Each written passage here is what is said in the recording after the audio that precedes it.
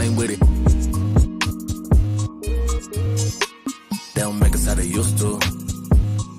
Old school blind to the new school. New school rockin' with the wheel, look out. Seat back, chuckin' deuce. Now we don't get down how they used to, Why they gotta get in my lane, Straight is the way to the gate, straight is the way to the gate, MIA. Why they gotta get in my lane, Straight is the way to the gate, straight is the way to the gate, MIA. I'm gone, can't stick around for too long. I'm moving on. I've been missing in action. Trying my best to relay angels fleeing from sin. I've been missing in action.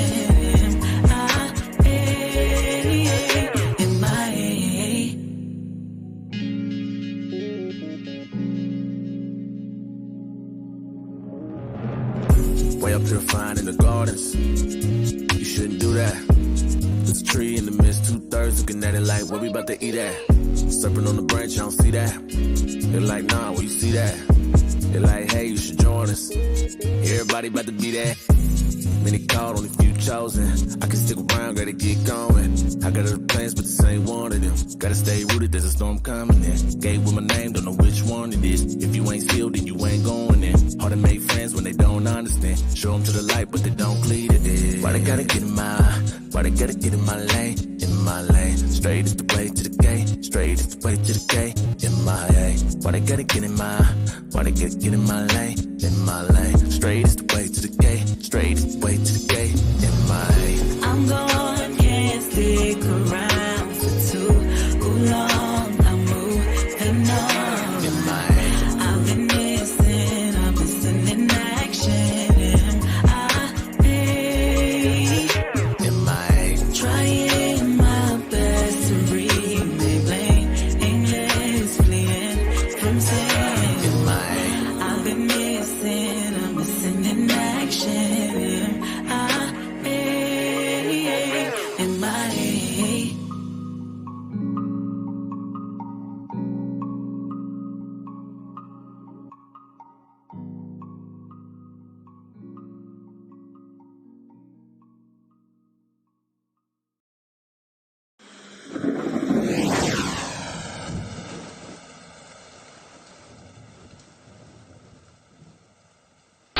So until we admit we are doing exactly what the Pharaoh did at the end, we are the ones that are refusing to let God's people go. We are the ones that are refusing to acknowledge our nation may end up facing exactly what the Egyptians faced when they refused to let God's people go.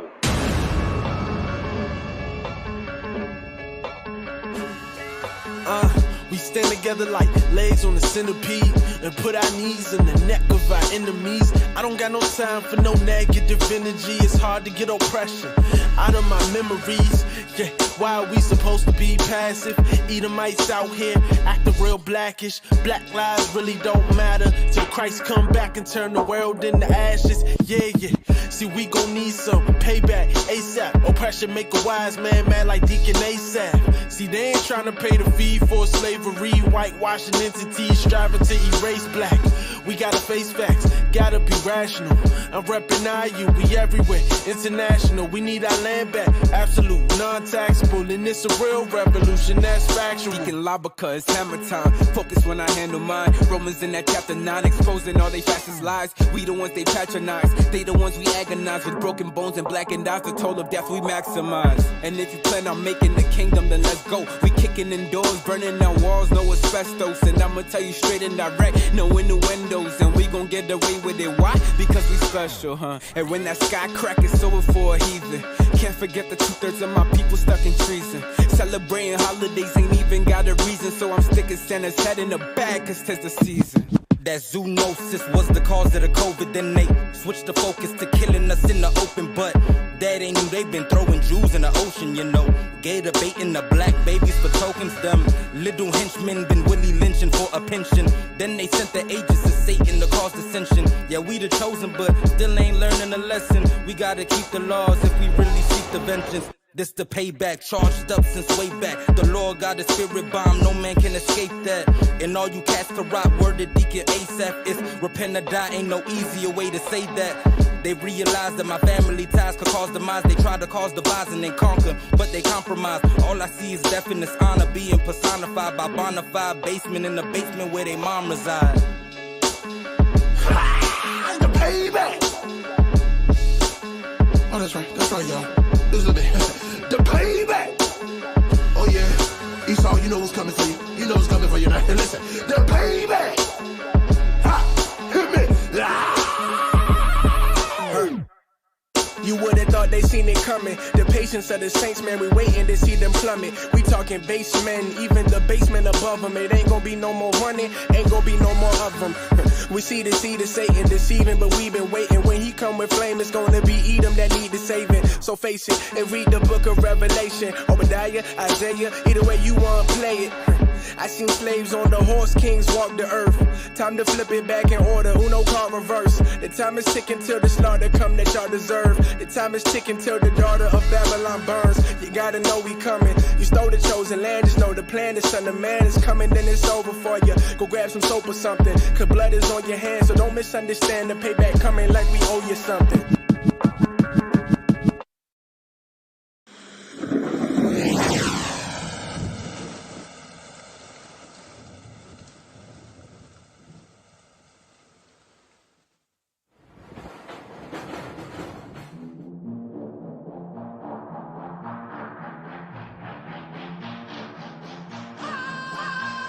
Yeah, I never back, no retreat. Nah, always surviving the heat. Yeah, you shoot me down in the street. Hold up, I came with many, we deep. Yeah, 144 deep.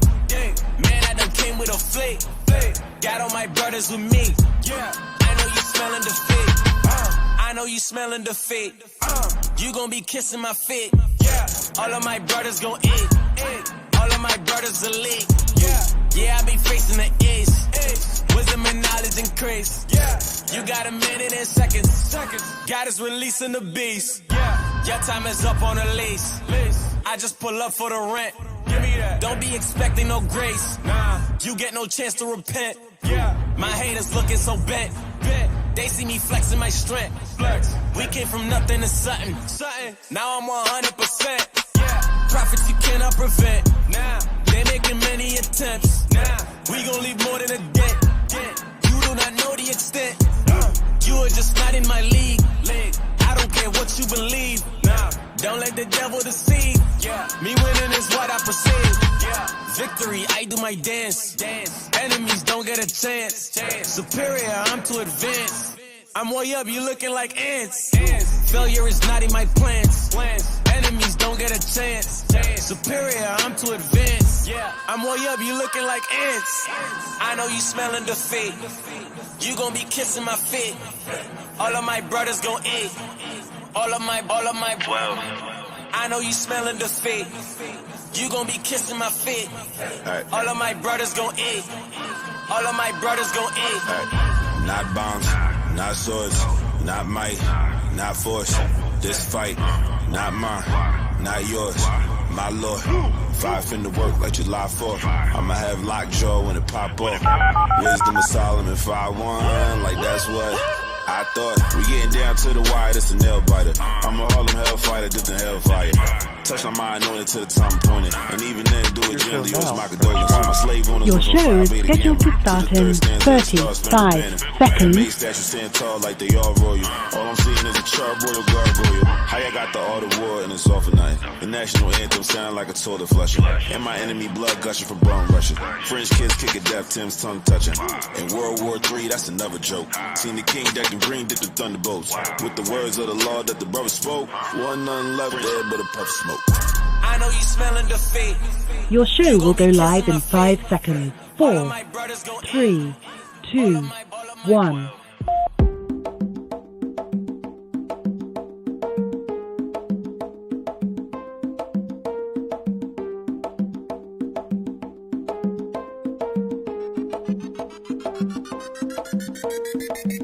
Power hour. It's the what? Power hour. It's the who? Power hour. Yeah.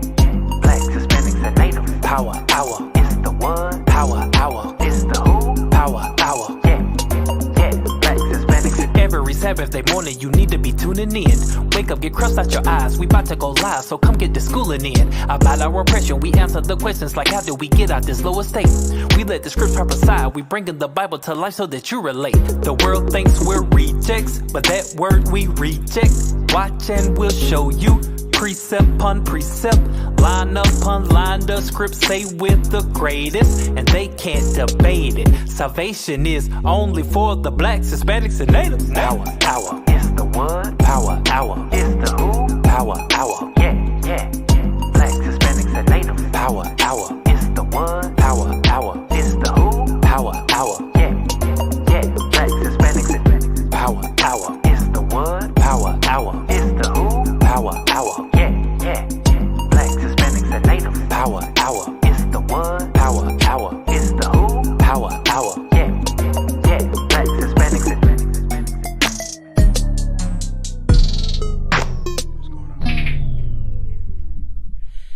Shalom. Welcome to the Power Hour Plus edition.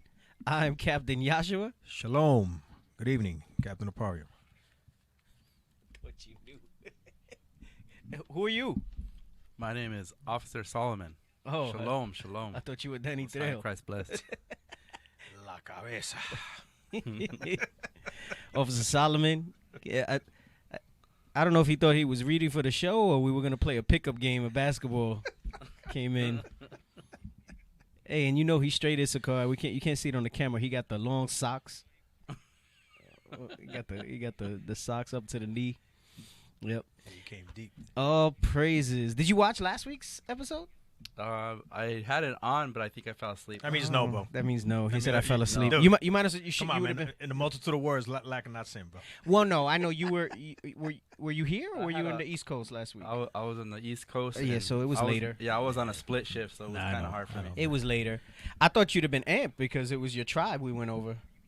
I mean, I did catch a little bit of that. You know, you guys talking about Issachar and stuff like that. Yeah, man. Yeah, but kind of a little different approach than we were dealing with modern times of them. So, you know, and a lot of the dynamics with that. So, yeah, he said, yeah. And how they post up with basketball games. How they no longer play soccer. Right. But, yeah, so guess what? It was so good that we didn't even get to go through all the information. And the people were like, yo, do a part 2. So all praises. So we're doing part 2. Dropping bombs already. We're doing part 2. Yeah, man. I had a lot of Issachar brothers reaching out to me during the week. They were like, yo, all praises. That was really good information. And I'm gonna have to catch up. And you missed it and you fell asleep. Yeah, I'm gonna have to catch up and watch. Sorry, but you had jet lag. I know what that's like, man. I know. That's why I asked if he was on the East Coast because if you were here, I'd have been like, yo, what is this? I'm still jacked up. Yeah, man. It take you a little bit when you're coming back from the East Coast, man. My eating was all messed up, man. Everything, bro. Yeah, tell me about it. I was eating when I normally sleep. Crazy how the body works, right? This thing is wild. Crazy. Yeah, man. And then, like, Esau gave us the awareness of time zones, right? I mean, as far as I know with the history that's a modern thing. So, I mean, it makes sense. Not the same time everywhere based on, you know, where the sun is shining, but it's crazy how it impacts the body. Hey, if you really think about it, it's the way the Most High kind of made us, like, cyclical and stuff like that, to be, like, in tune with the creation. So it makes sense that it would affect your body and stuff, you know? It's not about the numbers on the clock. It's about where you're at in relation to the environment. Damn, that's deep. Right. Because the numbers on the clock is just our way of trying to bring that into subjection. Right. The sun and the moon and the star. I feel like I'm sitting in a 5% circle again. What's today's math, fam? Bring it out. The sun and the moon and the stars. Right. So let's start off with John 8:32. Oh, yeah, that's right. Are we still on that? Yeah, but I'm not going to talk long about it. Just, you know, I went over it last week again. And Mariah wasn't aware. He was like, what? Somebody put a comment like that? John 8:32. This is the book of St. John, chapter 8 and verse 32. And ye shall know the truth, and the truth shall make you free. Right. So every time we're bringing out any type of knowledge related to our people, right, It's about bringing out the truth, right? Because that's what matters. The truth matters in all things. And the truth shall make you free, because it's going to free your mind from the shackles of the ideologies, the zeitgeist, the popular persuasion of the times now as to what's going on, theories, all that stuff like that, and show you that, you know, you so-called blacks, Hispanics, natives, those people who fit the curses in Deuteronomy 28, who fit the migration in 2nd Ezra 13, that you are the children of the book. That you are the children of the book, and none else. So it's important that we bring that out. Hey, let's do a little housekeeping, right? We're inconsistent with mentioning these things. If you want to call in, right, for comments on the show, because we had somebody that wants to call in, and it was about some other stuff on the topic, all right? We'd like to stay on topic, because the thing is, we have a lot of resources for things that are off topic that doesn't have to be brought out on the show. You know, there's plenty of teachers now. There's different classes and things that we can link you to. So if you have anything that you want to speak about in relation to the show, please call 516-531-9797, 516-531-9797. We do love to speak with y'all. You going to say something? Yeah, because this week, freaking Facebook, they've been violating me, giving me violations. Really? For stuff that I'm sharing. And now I'm seeing that they're not allowing people to share the show on Facebook. Wow. Dude, they've been violating none of my stuff is, dude, you know me, I ain't SM like that. Wow. I'm OG. My social media game ain't I didn't even see that comment. Wow. But they've been doing that to me, man. I had a boatload of stuff that they said can't view. And you know what else I've noticed with Facebook? I don't know, maybe it's just my end. When I'm watching the streams to try to peep the comments and stuff, it's like a lag and choppy and stuff like that. So, hey, you know, Facebook now is putting out stuff where they don't say how they're identifying it, but you might get like a little pop-up that say you might have been exposed to an extremist or something like that. And I don't know if they tell you who it is, but there was like an article about it, and then now they're type of doing that sort of thing. Yo, bro, they got me on Facebook timeout, bro, on my posts. And you're not even like, nah, do you know? You kind of repost the stuff. I repost good, you know. I mean, a lot of stuff is good, man, but you know, I mean, and the thing is, none of the stuff is a violation of anything. Right. Yeah, man. I tell you this, they out there. They out there trying to do that stuff. Damn. Hey, and I mean, don't even get me started. You know, I've been wanting to stay on the history, but there's been so much stuff pulling me to try to address this feminist thing. I was driving today, and I'm thinking, it's like every day this feminist stuff is so strong, but they're not calling it the feminist movement. But it's still the feminist movement. It's just reinvented itself. It's put on some makeup and disguised itself as something else. And I was just driving, and I said, you know what? I'm anti-feminist. I said, we need to start saying that.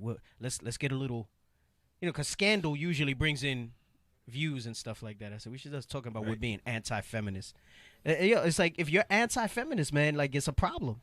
Right. Anti-gay, everything, bro. Yeah. But they'll put some damn gay-ass stuff on there, boy. And lesbian stuff, man, with no problem. Bro, it's wild. Hey, that's funny because I like listening to Ben Shapiro now that you mention that. So I think we had mentioned how they have like this he-she that they put, and we showed it on the show, that's going to be allowed to compete in the women's Olympic lifting. Oh, wow. But it was a man. It was a transgender man.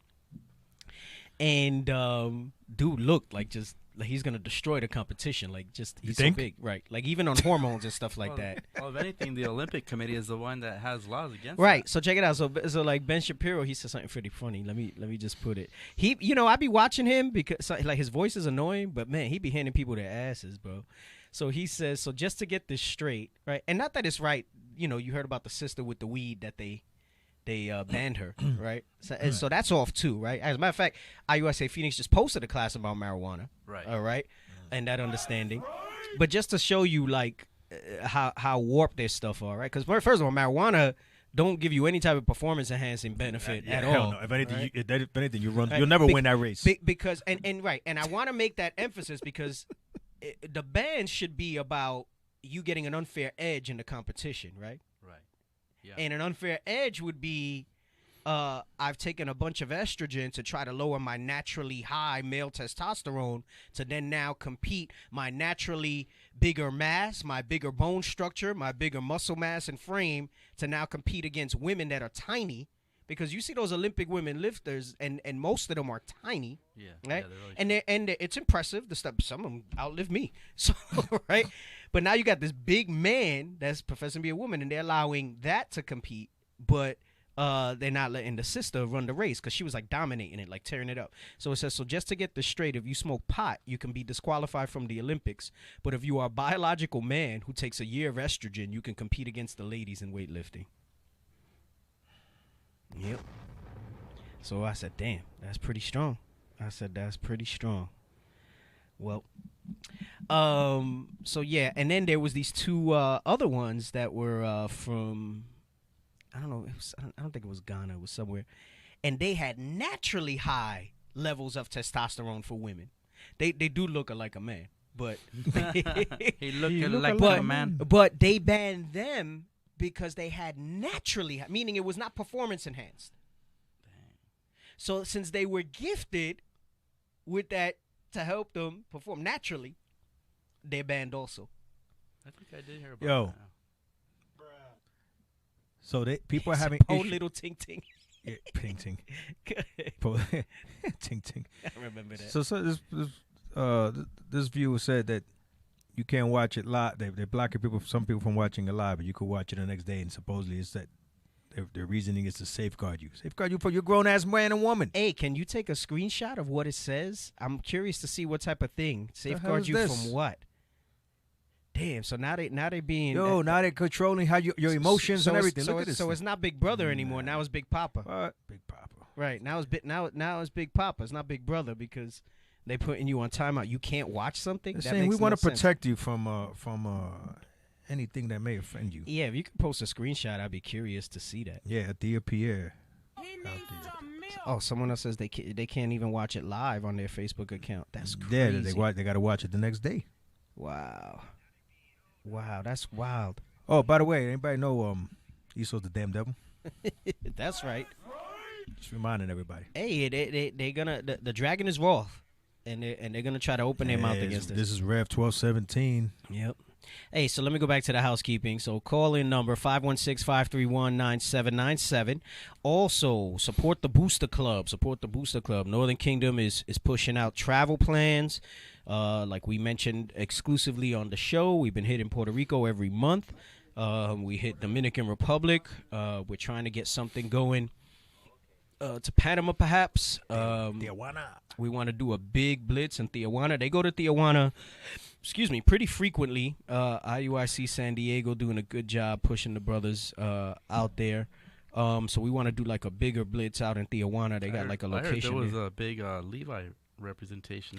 They were all like in tents and stuff like that out there. What, living out there? Yeah, living under the highway in tents, displaced. So make sure you support the Booster Club. IUIC.fundraising at IsraelUnite.org. IUIC.fundraising at IsraelUnite.org. Also, if you want to learn any more, see a different scope of classes, see a little bit of history about Israel United in Christ, you can go to IsraelUnite.org, IsraelUnite.org. And if you're interested in purchasing Bibles, fringes, if you're with the camp and you want to purchase your sisters, if you want to purchase your garments, if you want different types of music, Israelite music and stuff like that, you can go to originalroyalty.com. That's originalroyalty.com. Hey, so let's pull up our inventor. We said we're going to go over for a few weeks our Northern Kingdom inventors. So today we're going to talk about Victor Ochoa. Since we're talking about Issachar today, I chose to go over a Mexican one. So Victor Ochoa was the Mexican-American inventor of the Ochoa plane. He was also the inventor of a windmill, magnetic brakes, a wrench, and a reversible motor. Hey, you know what? I'm sorry, man. Is there anything that these damn devils invented themselves, man? No. Are you freaking serious, that man? was not. I mean, come on, man. These are all things that are prominent in their success today. Right. So let's talk about. But we're the salt of the earth. Let's get. Let's go to Genesis. With the blessing in Genesis 25. Oh yes, and our USC has Spanish classes in Spanish also. Yes. Yes, we do have the Spanish classes. Israel Unido en Cristo. Absolutely. Right? Thank you. Viewer. We also have Reino del Norte Radio. I believe is Monday through Friday. Oh, we have Dale Luz. Right. We have Dale Luz in Puerto Rico. That's right. All right. Hey, producer, when you get a chance, see if you can share the Dale Luz Facebook page. All right, let's give some support to IUIC Puerto Rico. See, because what happens, brothers and sisters, is that even if you're not understanding the language in Spanish, it drives, like, the algorithms when there's more subscribers, there's more likes, there's shares and things like that. It drives the algorithms, and it'll put more eyes, hopefully, in Puerto Rico or by so-called Puerto Ricans onto the show. All right, so make sure that we do that. So where we at? Genesis where? I believe it's 27:38. Yeah, that's it. So Cap brought out a point. He said, damn, did they create anything? No, because we're going to see what their blessing was, right? And their blessing was not to invent anything. Even if they claim it and they tell you that they invented it, they did not invent it. This proves it right here, what you're going to go over. They did not invent it. Right. they strong-armed it. Right, exactly. Did you like the mob? Exactly. We're here now. Yep, go ahead. This is the book of Genesis, chapter 27 and verse 38. And Esau said unto his father, Hast thou but one blessing, my father?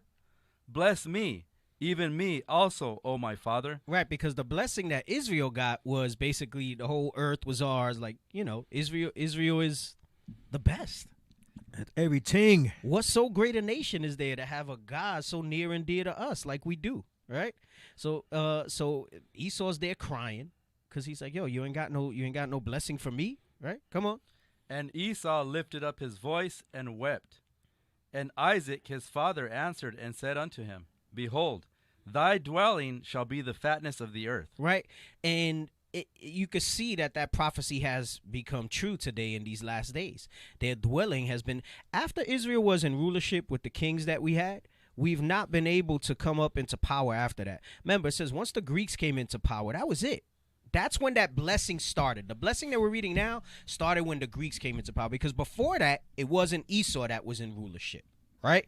So when the Greeks came into power until this very day, this blessing was fulfilled. He said, the fatness of the earth, all the chief places are theirs. Right, because you brought up a good point, because he was called Alexander the Great because he united all the Edomites. Yes, he did. That's why they call him, that's why I never call him the Great. I just call him a Greek. Alexander the Greek, right? But that was his whole main purpose. That's why which again, I'm sorry, because I got to say this, right? Why would they take out the Apocrypha when their hero Alexander the Great that united all the Edomites and like you brought out, since that time we have been at the bottom? Why would they take it out? They cut their nose to spite their face, man. Yep. Well, because the truth that's in there, right? Right. We started with the truth that shall make you free, right? Yeah. Right. Yeah, it's basically, and what it means is it should get you thinking and wondering why was anything removed from the Bible at all? And why specifically these particular books? Because it shows you that rise of the Greeks. And yeah, it's right. They call them the Great because prior to him, all of them were fighting with each other. Yep. He was able to unify his people. Yep. Right. And so, see what we're supposed to do. Talk about an example to show you how strong unity can be in the Bible. He unified all those warring tribes in Greece, made them one nation, and because of that, they came into power. And remember, Rome absorbed the Greeks. They warred a little bit, but it was more of a transition, right? If you read the history, they did fight with each other to some extent, but Rome just came to a prominence because, we were talking about manifest destiny again last week, and it wasn't that God was on their side. It was just that God had this plan for them, and this needed to be fulfilled, right? So if there's anything that's their destiny, it's this, but you can't forget also the destruction and the promise of their double portion, right? He who leadeth into captivity shall go into captivity. He who kill with the sword must be killed with the sword. So that's the other part of their manifest destiny. Right now, from the time of Greece until now, they're living this part that we're going to read in Genesis. That part in Revelation, that's going to come about when the Black Messiah returns. So read this again. And Isaac his father answered and said unto him, Behold, thy dwelling shall be the fatness of the earth, and the dew of heaven from above. And by thy sword shalt thou live. Right. So what it's really telling you when it says by thy sword shalt thou live, going back to Cap's point, y'all ain't got nothing. You ain't got no skill. You're not going to invent anything. Nothing is ever going to be original except the caves that you're going to come out of. All right. Nothing is going to be yours. You're going to live by the sword. You're going to get the fatness of the earth and the dew from heaven. You're going to be the ruler of the earth because of the sword. Hey, the scripture says they're base. It says we're ruled by base people. Yep. Damn. Yep. Christ called them dogs. Dogs. Yep. And she acknowledged it. Yep. She said even the dogs eat crumbs. Yep. Go ahead. Real quick, Sister Denise, the problem with the book of Enoch is the book of Enoch that's out here in print today is not the book of Enoch that the Bible speaks about. Right. Just like the book of Jubilees, just like Jasher. Jasher, yeah. All right. Yeah. Or any other books that are out there. We don't have those today. I've said this before. I don't know if I told it just in the class or if I said it on the radio show before. In the very beginning of my walk, was curious about that, and I bought the book of Enoch. And you know where I found the book of Enoch? In the section on spells and witchcraft, because it's garbage. It's fiction. So that's what I mean when I say the book of Enoch that's available today, what you can find, is not the scriptures that we have here. That somebody said, oh, there's a book that's not in the Bible, more than likely an Edomite. Right. Let me try to write a book, and I'm going to call it Enoch. Let me write a book and call it Jubilees. Let me write a book and call it Jasher. And you know that because those books, the Bible has a synergy between all the books. Right. Yep. One thing about the Apocrypha, though they put it in a separate book, you can find some Bibles that they have it together, is that it goes with the rest of the Bible. Those other books do not. So it's not even worth you trying to bring yourself into that stuff. Doesn't make any type of sense. All right? Go ahead, read. And by thy sword shalt thou live. And by thy sword shalt thou live. War was in his heart. That's how he got these inventions and took claim to them. He's a bully. Esau's the biggest bully that ever lived. Come on. And shalt serve thy brother. Right? And shall serve thy brother. Why? Because until the time of the Greeks, right, he was not in power. Come on. And it shall come to pass when thou shalt have the dominion. Right? How did he have the dominion? When Alexander the Great united all the Edomites. That's when they got the dominion. We were in our weakest state, coming out of multiple captivities. All right? Assyrian, Babylonian. It's actually Median Persian, right? But we say Persian Median Persian. So we were in a lower state. A bulk of us had left already at that point, coming over to this side like you read in 2nd Ezra 13. So what happened? They saw an opportunity. They saw a weakness in the nations, and Alexander was able to unite them, and this blessing came to fruition. And guess what they did out of that, Cap? The first thing they did when that happened, they said we all one people. That's it. And if we profess to be Jews, they will kill us. Yep. You tell me that wasn't a plot. Yep. Right there and then, man. Yep. Think about that was the most prominent thing the Bible mentions in there. Yep. Yeah, man. Wow. Hey, bro. it's a level of craft. When he says he's wiser than Daniel, it's like they took all that time, biding their time, planning their rise. And you know what it was? That was Satan putting it in certain of their leaders' ears that gave them. So when you read about how revolutionary and great strategically he was, first of all, you must understand that was ordained of the Most High because that was his blessing, and that was Satan giving him that understanding, right? He didn't invent nothing. He took it all. That's why I say he's the biggest bully. Give me your lunch money. Any invention and stuff, right? Go ahead, read. And it shall come to pass when thou shalt have the dominion, that thou shalt break his yoke from off thy neck. And Esau hated Jacob because of the blessing wherewith his father blessed him. Right. So Esau hated him, and there's a perpetual hatred that he have. We also read how he hated him, and he wanted to kill him. He has a murderous spirit. But going back to the invention piece, because we didn't even read the invention yet. Can I just say one thing, Cap? Please, one more thing. So y'all may be thinking right now, oh, well, that was a blessing that he got because that was like the only thing left or what have you, right? Okay, real quick. Just give me Genesis 25. And we're going to read down to 27. I'm going to get right back, and we'll get into all the inventions. This is the book of Genesis, chapter 25 and verse 25. And the first came out red, all over like a hairy garment, and they called his name Esau. Who today is the Caucasian man and woman. Go ahead. And after that came his brother out, and his hand took hold on Esau's heel. Uh-huh. And his name was called Jacob. Uh-huh. And Isaac was 80 years old when she bare them. But here's the point. Understand the spirit that this man had from the beginning. And the boys grew, and Esau was a cunning hunter. The Most High put it in his spirit to be a warrior, to be a cunning hunter. I bring this out all the time. Tell me what hunting book has a black or Hispanic on it. On the cover. I ain't never seen a black or Hispanic I know, and I want to hear Rolando Wilson. Rolando Wilson, he's an Edomite. Yep.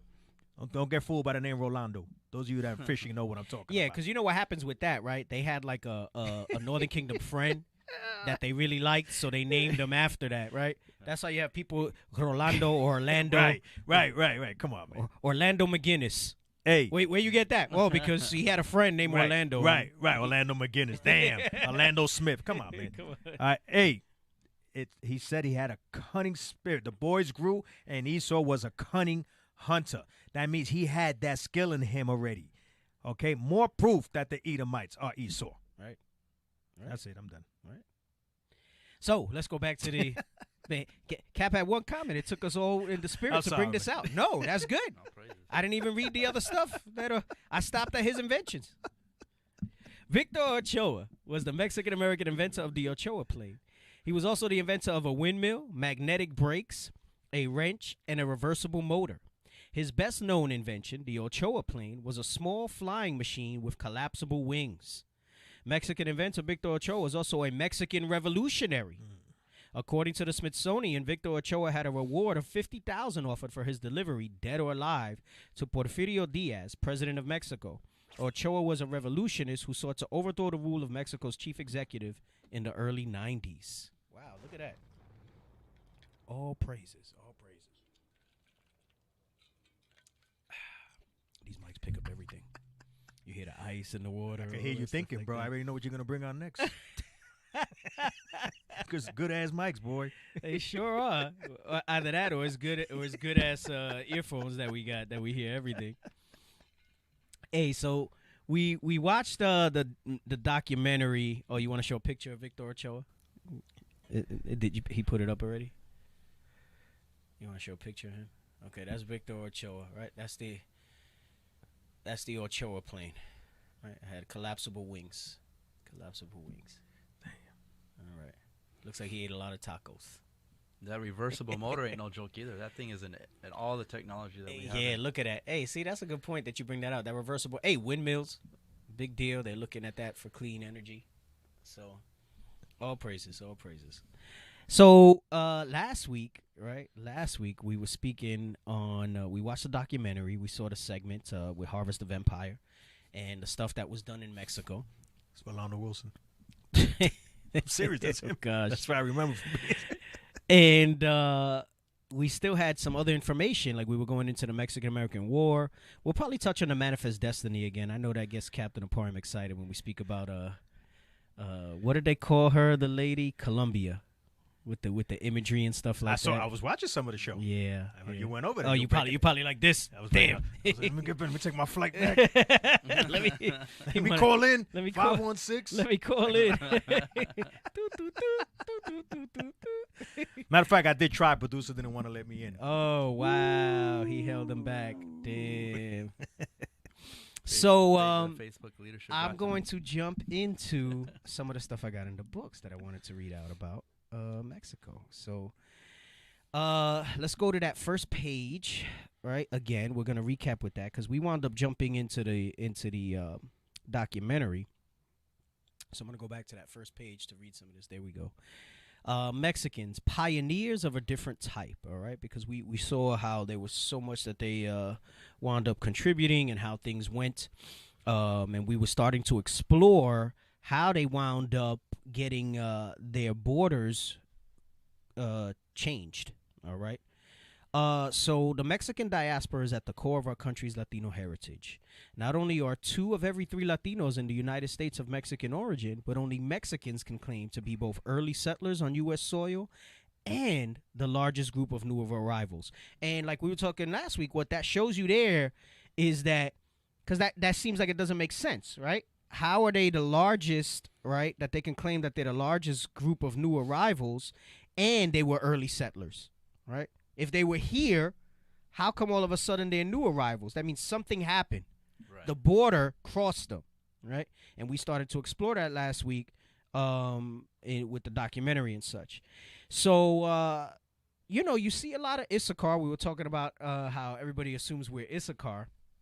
And I get it, because most other tribes have not really been exposed to other northern kingdoms. So you think they're all Issachar. And Mariah, you know him, he was wittiness. So we were talking about Puerto Rico, how people didn't even know Puerto Rico. And they were like, yo, that's a city in Mexico. Puerto Rico. Yeah, well, it's next to Puerto Vallarta. Yeah. Oh, yeah, Puerto Rico. It's next to Puerto Vallarta. Right. Goodness gracious. It's between Puerto Vallarta and what's the other one they go to? Puerto Peñasco. Sinaloa. No. Rocky Point. Rocky Point. So many Mexicans have come since 1820 that they are now the largest immigrant nationality in our history. No Hispanic group has contributed more to the nation's prosperity than Mexicans, yet none makes white Americans more uneasy about the future. But here's the funny thing with that. It says none make them more uneasy, but they think we're all Mexicans. The hell is this? You tell them, hey, I'm a Guatemalan, I'm a Pan. They don't know what that is. They're like, no. Right. No, you're Mexican. Oh, they were like, oh, you're straight here, niggas. Straight. That's what. Hey, it was a movie that they said that thing in, man. Yep. Called the straight hair niggas. That's how they look at it. Damn. That's how they look at it. Blazing Saddles or something like that? Nah, it was one of those movies. It was like during the black exploitation time, man, movies. Yeah. Yep, 70s. Damn. So I'll jump to the table. That's in the Willie Lynch letter too. Oh, it is. What is? Coarse-haired and yeah. Yep. Slaves. Yeah. Right, letting you know it's not just so-called Northern Kingdom that had fine hair. They were so-called Southern Kingdom. Hey, but remember that was written hair. for their own people, for Esau. Right. That was written for Esau. Really, it wasn't written for us to be in our hands, but that was cold talk, whistle talk for Esau. Right. So they were letting him know that even the woolly and the straight haired ones, you got to tame them. Remember that, man. So this is a table. Top sources of legal immigration. So this version of the book I have was from 2008 or 2009. So that's why it only goes up to 2008. I'm sure these numbers have increased. And this is legal immigration to the United States. Legal, right? So that's not even counting. I'm sure the number's way more. It's like hella more. If because we don't fill out the census, right? We don't even answer the door. 1,000,000 to 1. Wasn't that a movie? 1,000,000 to 1. And 1 is UAN. We appreciate you, Jabari. We appreciate he put JAUN. So that was a movie, right? 1,000,000 to 1. That sounds like a movie. I think it was a movie. Yeah. I think it was like a romantic comedy. Was a sequel called Keeping It Juan Hondo? No. Was it, Jabari? Or you just came up with that? I think that was a movie. Or was it Joanna Man? Low carb shoes. Anyway, top sources of legal immigration to the United States by country. Fiscal years 1820 to 2008. Right. So between that time period, 74,225,320 people have legally immigrated to the United States. Right. Mexico's right at the top as of 2008, 7,476,092. And then, see, these are all the same people. So technically, they're not the largest legal. Germany is Esau. Italy is Esau. United Kingdom is Esau. Ireland is Esau. Canada is Esau. Are there some of our people that claim those citizenships? Yes. Austria-Hungary, that's Schwarzenegger. That's definitely. That's Arnold. Get to the chopper. Get to America. Get to America now. Now. You're not me. I'm you. Yo, that's a Mexican version of Schwarzenegger, bro. Right. Cholo nigga. Right. Hey, we're on a roll here today. So those numbers are skewed, right, when you throw in the ones that they haven't documented, right? So now we're going to read on. It says Mexican Americans, meanwhile, face a frustrating identity problem similar to that of Puerto Ricans, right? So I was mentioning the similarities here. And I have mentioned, I don't know if I went into the whole story. I did, right? Where I said the guy called Cornelius in Puerto Rico a pinche Mexicano. But we share the same afflictions, right? We share the same afflictions. So Mexican Americans, meanwhile, face a frustrating identity problem similar to that of Puerto Ricans. They are both native-born and immigrants, pioneers and aliens, patriots and rebels. No matter how far back some may trace their ancestry on our soil, they are still battling to emerge from the obscure margins of official U.S. history, still clamoring to be fully recognized and understood, as we will see in the following story of one pioneer Mexican-American family, the Canales clan of South Texas. Now, we're not going to go into him too much because he gets a little story-ish in the book a little bit, and he starts talking a little bit more like, you know, so he was a hardworking whatever, and that's fine. We did that when we were talking about Albizu Campos because we wanted to get into his mindset with some of this stuff. But I had noted here, we went into Lamentations 5:1. Let's bring that out again in case we got some new listeners. This instantly reminded me of that. And, you know, usually I'll hear a lot of Southern Kingdom be like, damn, man, how do I get at Northern Kingdom, man? How can I help them out? Well, now we have this show as a forum that's in English, and that's by design, right?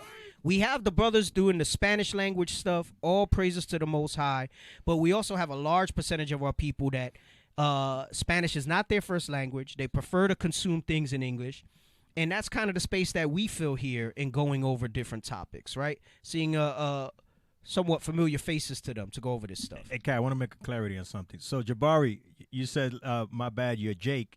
I don't know if you mean you're Jake because you're Southern Kingdom, but just to let you know, Jake, we all Jake. Jake means you came from Jacob. Right, because we spoke about that a bunch, because even we used to confuse that. Right, we thought that 2 years ago. Right. Jake don't mean Southern Kingdom. That means Jacob, right? Yeah, that means the father. Yeah, our father's Jacob. It's just a nickname. So all Israel's Jake. Yeah, so we all Jake. Yeah. But you're still messed up. I got you.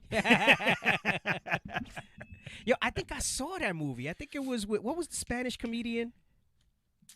What's his name? The old school Spanish comedian. He was real famous. Cheech Marin? No, I would remember him. That's way back.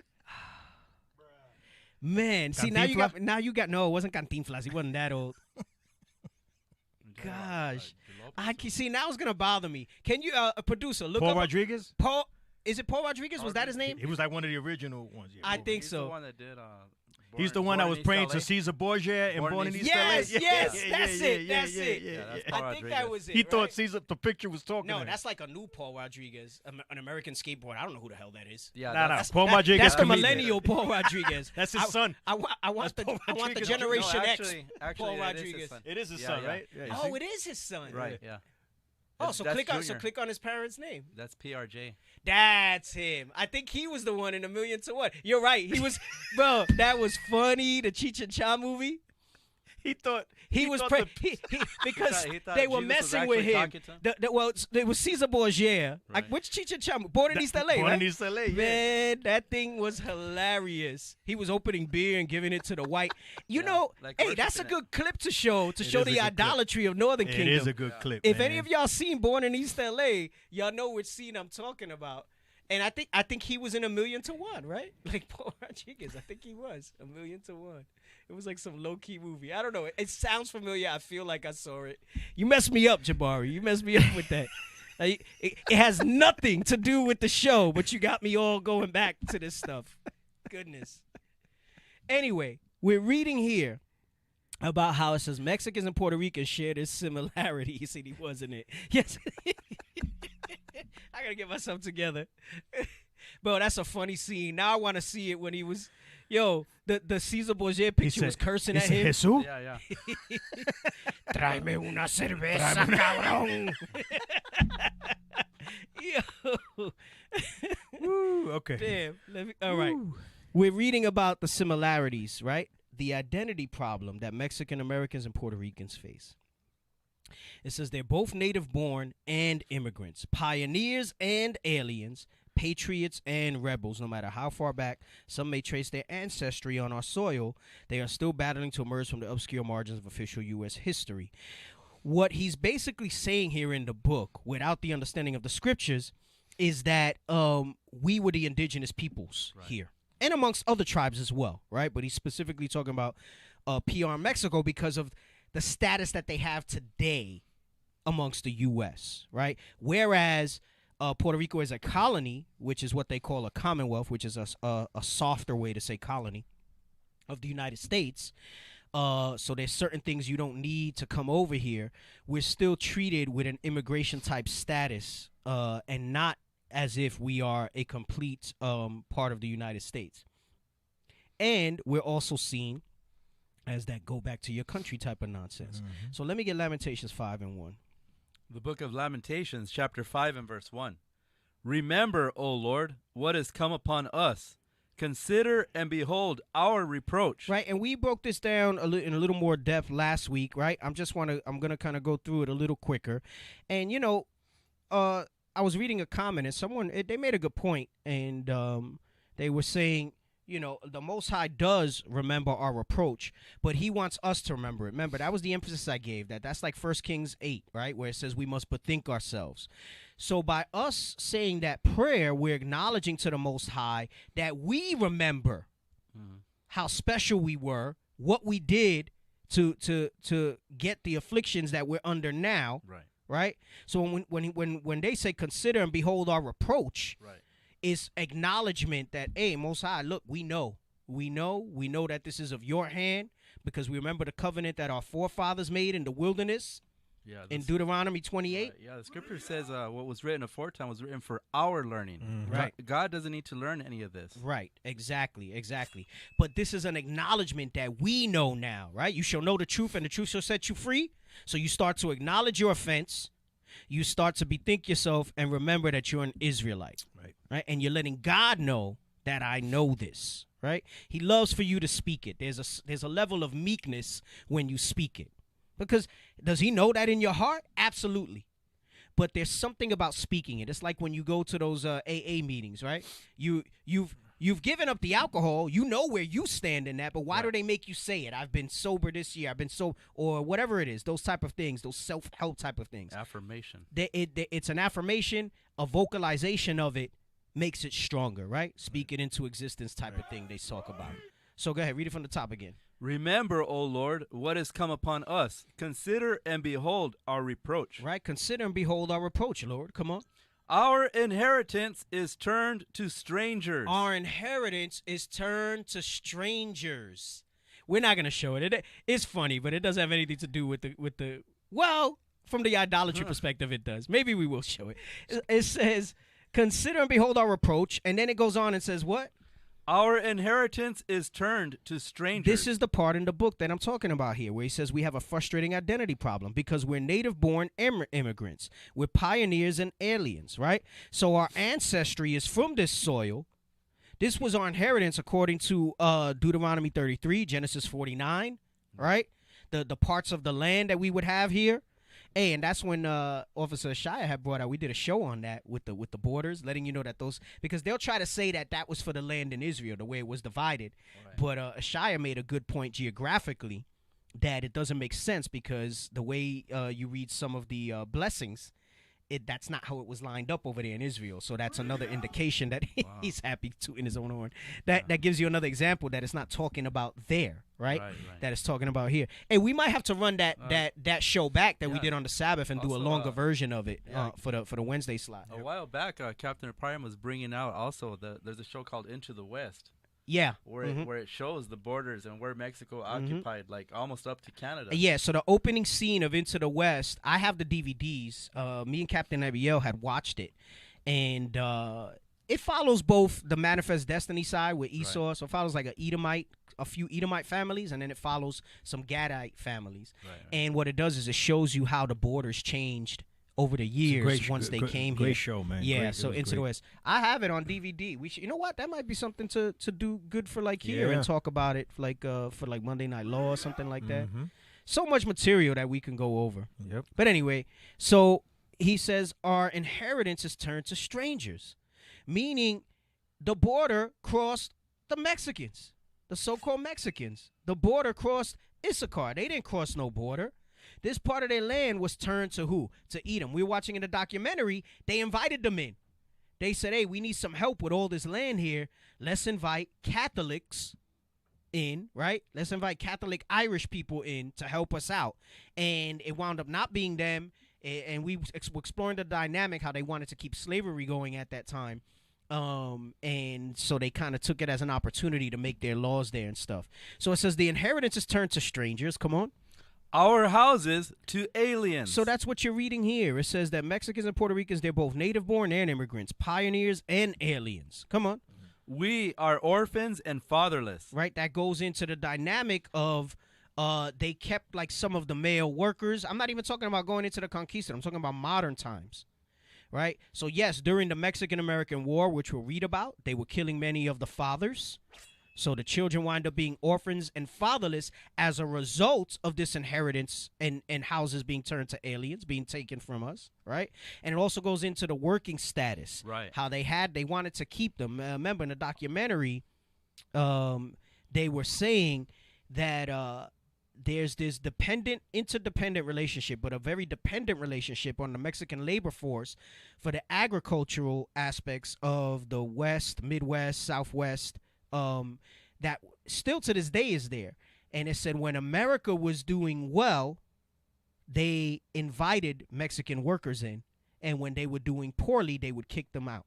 We were watching a documentary, and they showed how there was over 1 million that were deported right before World War II because they were booming with industry and manufacturing for the war, and a lot of those were actually citizens. They deported citizens and non-citizens alike that were farm workers on the agriculture side. So this goes into that both native-born and immigrants, pioneers and aliens, like you're reading here in the curses. Was that it on verse 2? We were on verse 3. We are orphans and fatherless. That's all I wanted. I only wanted to go up to there. Can I say something real quick? Yeah, bro. So I was, when you were saying that, I was thinking the orphans and fatherless, it also goes into Jake in general is farmed out to a lot of the high risk occupations. Yes. So like mining, industries where it's known that you're not going to come back home in many cases. Those jobs are farmed primarily out. The jobs that we're supposedly taking are jobs that nobody wants. Right. Or it's true. Yeah, you might not come home. Come out of here with that BS line. Hey, we'll save if we have time at the end. We'll show the Paul Rodriguez clip. All right, I don't want to derail where we're going because that thing is funny. It's gonna mess me up. We'll do it at the end. Let's go back to the book. So I have right. They're taking our jobs. Your ass want to go out there and pick some oranges? Right. Don't want to do that. Oh, and then what was real powerful with the documentary is they show Jesse Jackson at the end of the Mexico segment. And he acknowledges, though not biblically, that we suffer the same afflictions. He said while we were picking cotton and tobacco, they were picking tomatoes and lettuce and cabbage and carrots. While we were fighting for civil rights, their rights were also being violated, and they started to fight for civil rights. Oh, he mentions that? He talks about. I was surprised because it's him. He's kind of sold out with a lot of that stuff, and it was pretty profound where he said it. As a matter of fact, as I read this, if you want to pull up just that segment from the document, it was towards the end of that segment from last week. I think it's worth a listen again to Jesse Jackson on that to see those similarities of people. You know what I'm talking about, right? Hey, was that ringing thing because we had a caller, or because you just wanted to bring my attention to the Paul Rodriguez clip?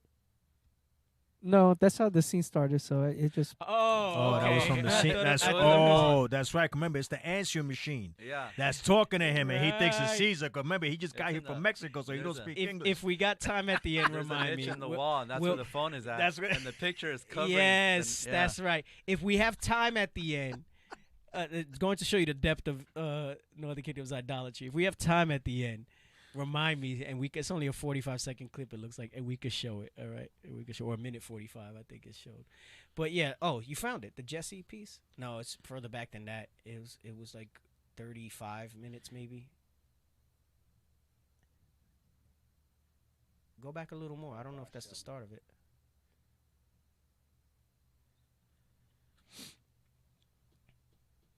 All right, yeah, that's good. Get the volume right. Volume's low. Several 100,000 Mexicans and Puerto Ricans served in World War II.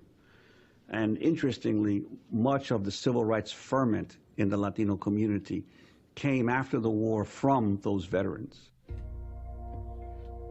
Dr. King convened us. We can talk about what the farm workers meant and how they fed the country.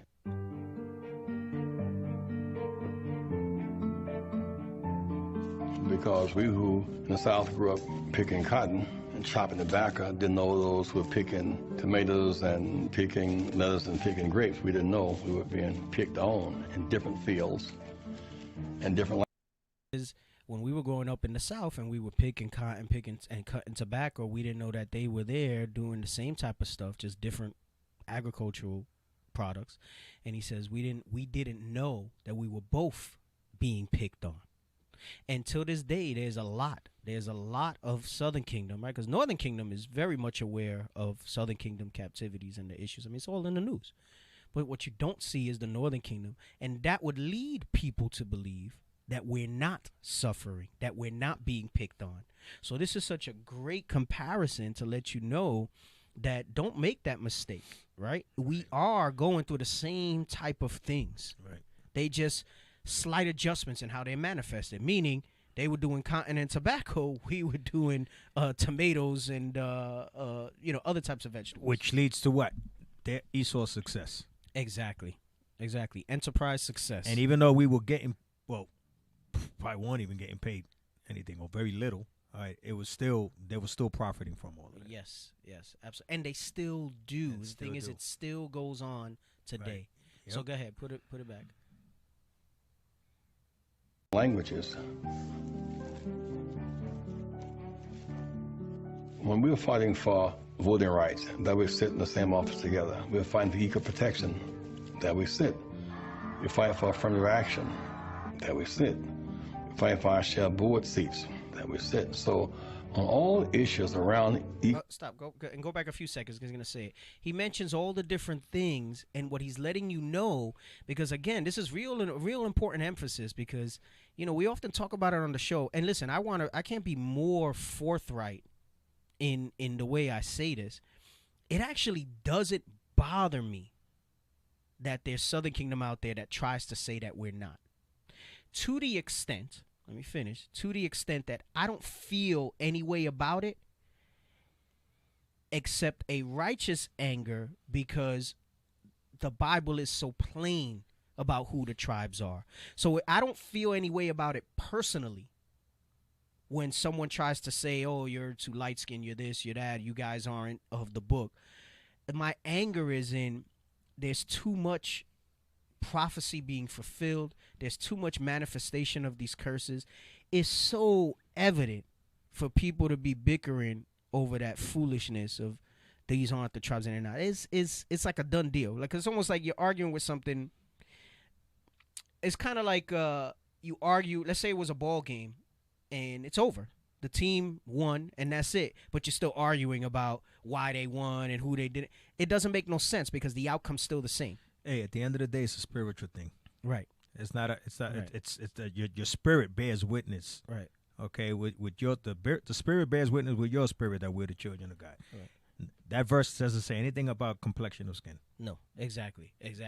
So we got to get out of that mentality, and this is why I like what Jesse says here because it's so profound, right? When you look at all this stuff we're bringing out, and it's important that we bring that out because let me tell you something. Even for Northern Kingdom, see the issue with Northern Kingdom is that they themselves don't think that they are being afflicted sometimes or were afflicted the way the curses prophesy. So it's important to bring this history up. And it's a result of how great a job, like the Willie Lynch was the foundation for all the psychological warfare that they put on us. And it's evolved. Excuse me, that's that dragon opening up its mouth and spitting out that flood. And the purpose of that flood is to cast those bands asunder, right? Because going back to that unity in the beginning, Esau had the unity, and that's what helped them overcome and stay in rulership to this day. We need to get to that point because us unified, keeping the commandments and the faith of Christ, brings our Redeemer back so that we can be reestablished where we were always supposed to be. Right. And King Keturah, you're correct, King Keturah, in your statement because That's more proof that it's spiritual because they don't give a damn how straight your hair is, how light you are. They know. They know it's a spiritual thing. They know that you're not one of them. Yep. All right, because I've been around the country, man, and I've been around the world, and trust me, they know the difference. They like something's different about this light-skinned person. There's something. It's a spiritual thing, man. Right. Well, and that's why I say, see, he put light versus dark. Come on, you're right. You're right, King Couture, because that's why I say it's Willie Lynch evolved. It's the same principles of the Willie Lynch. Put the light against the dark, right? Yeah, you're right. That's And a heavy and right it's there. still, and Right. but you know what they call it today? Colorism. Colorism. Because they're crafty, man. Yep. Anyway, go ahead, play that. To know we were being picked on in different fields and different languages.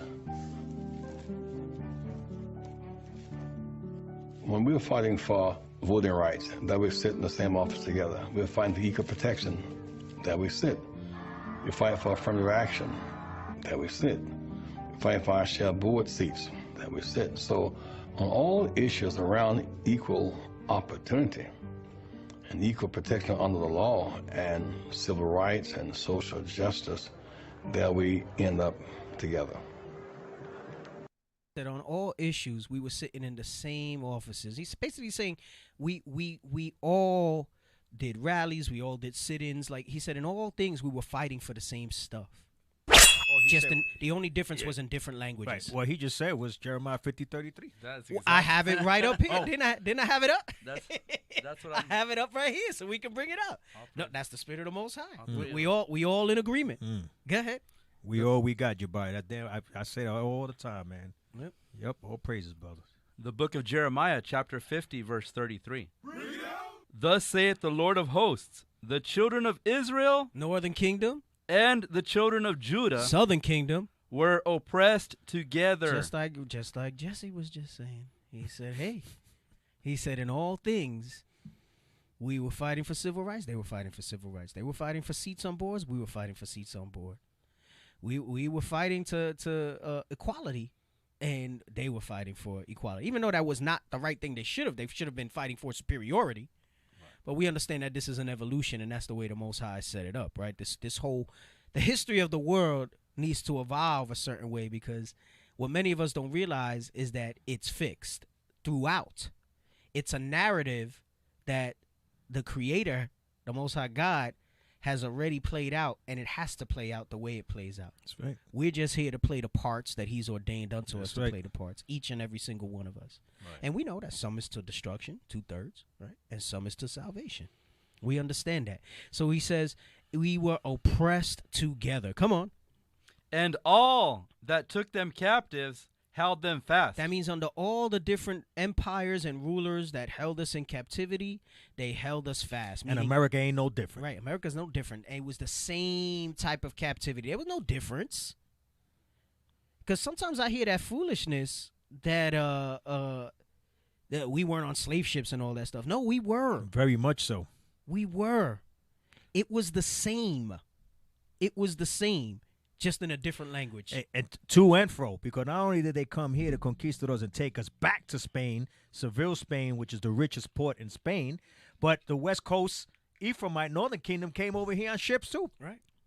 Yep, that's right. So we were going to and fro on ships, Right. and the same thing with Southern Kingdom. Right, exactly. So he says, and all that took them captives held them fast. Come on.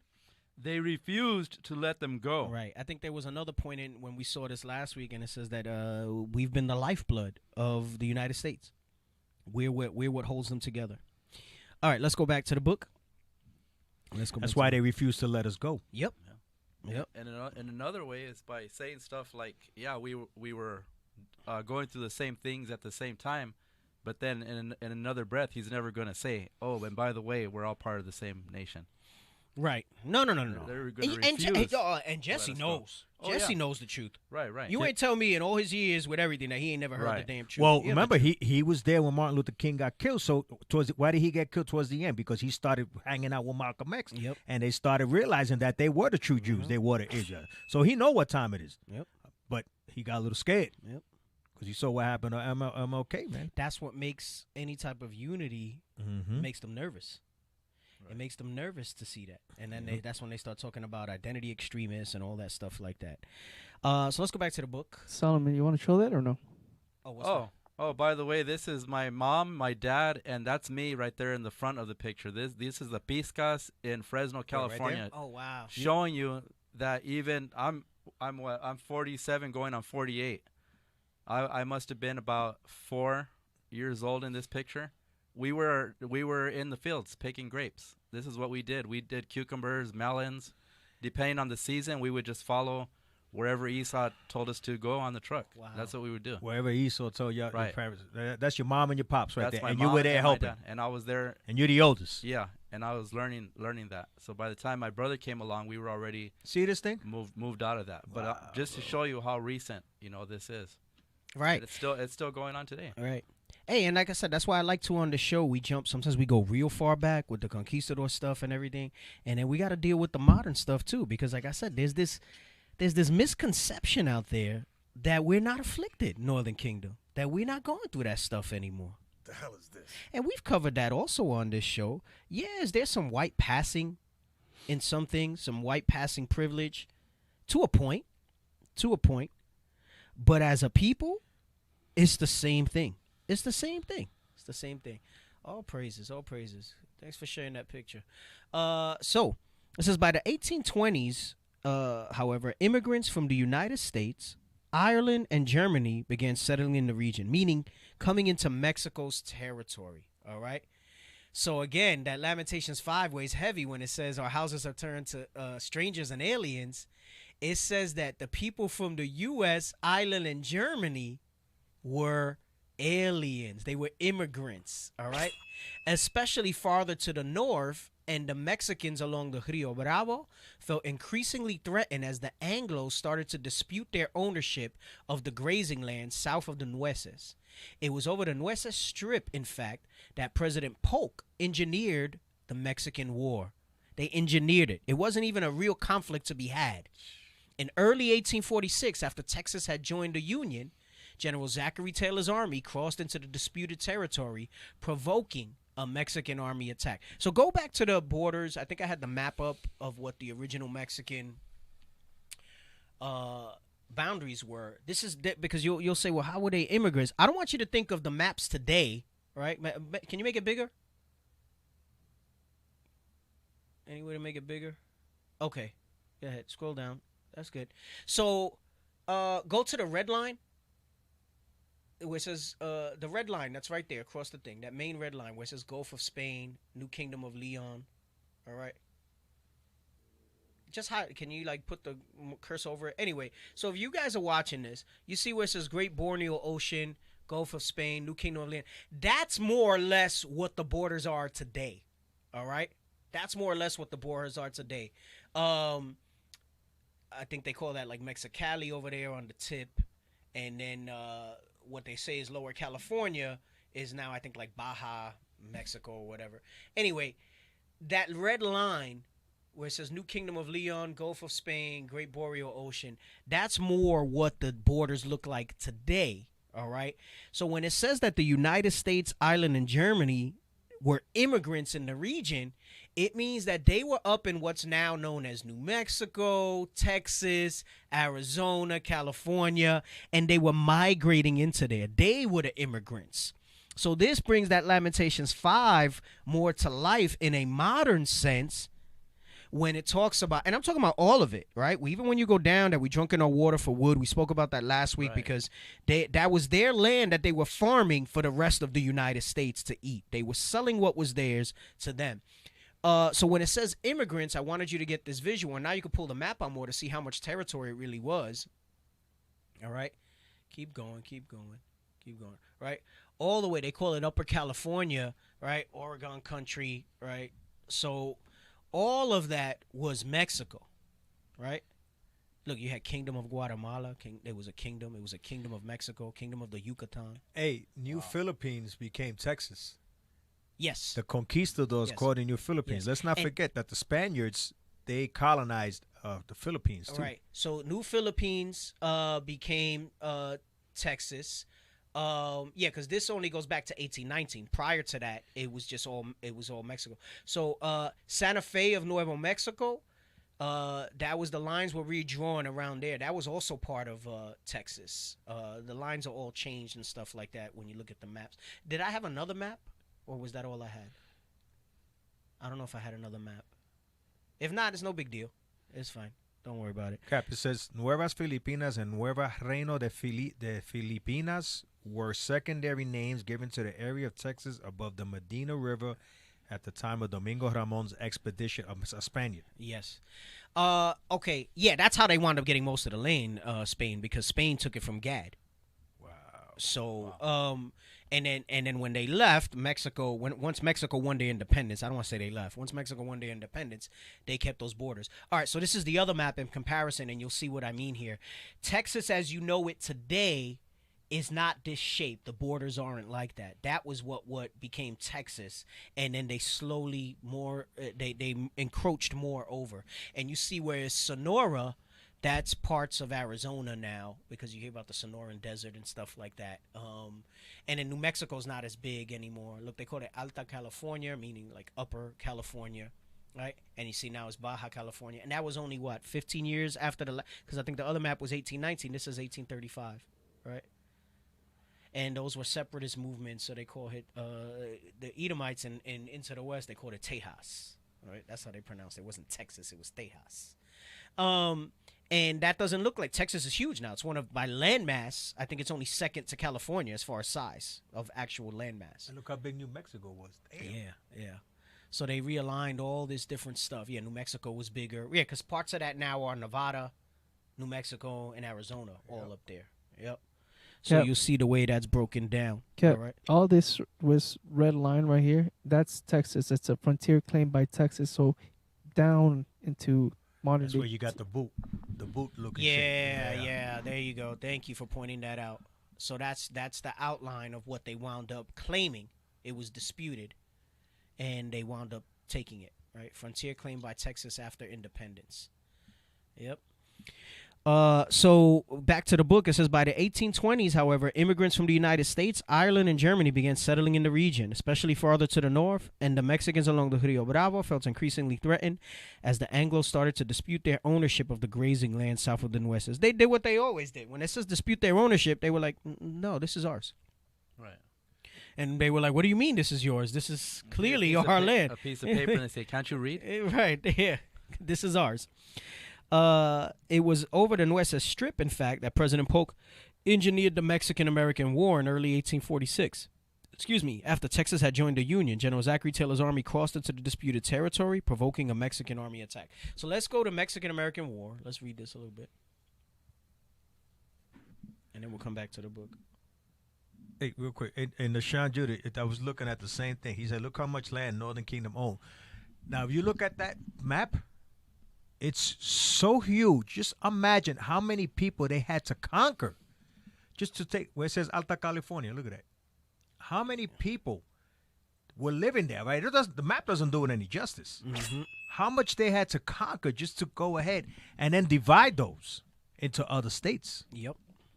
Because that's part of Seattle. You got Seattle there. You got the Dakotas. That's what Alta California is all about. Right. Oh man, you got Colorado there. Damn, man. Hey, and you see how slick they are. They call it unorganized territory. It means they hadn't colonized it yet. They hadn't taken it over. They still had Native Americans there.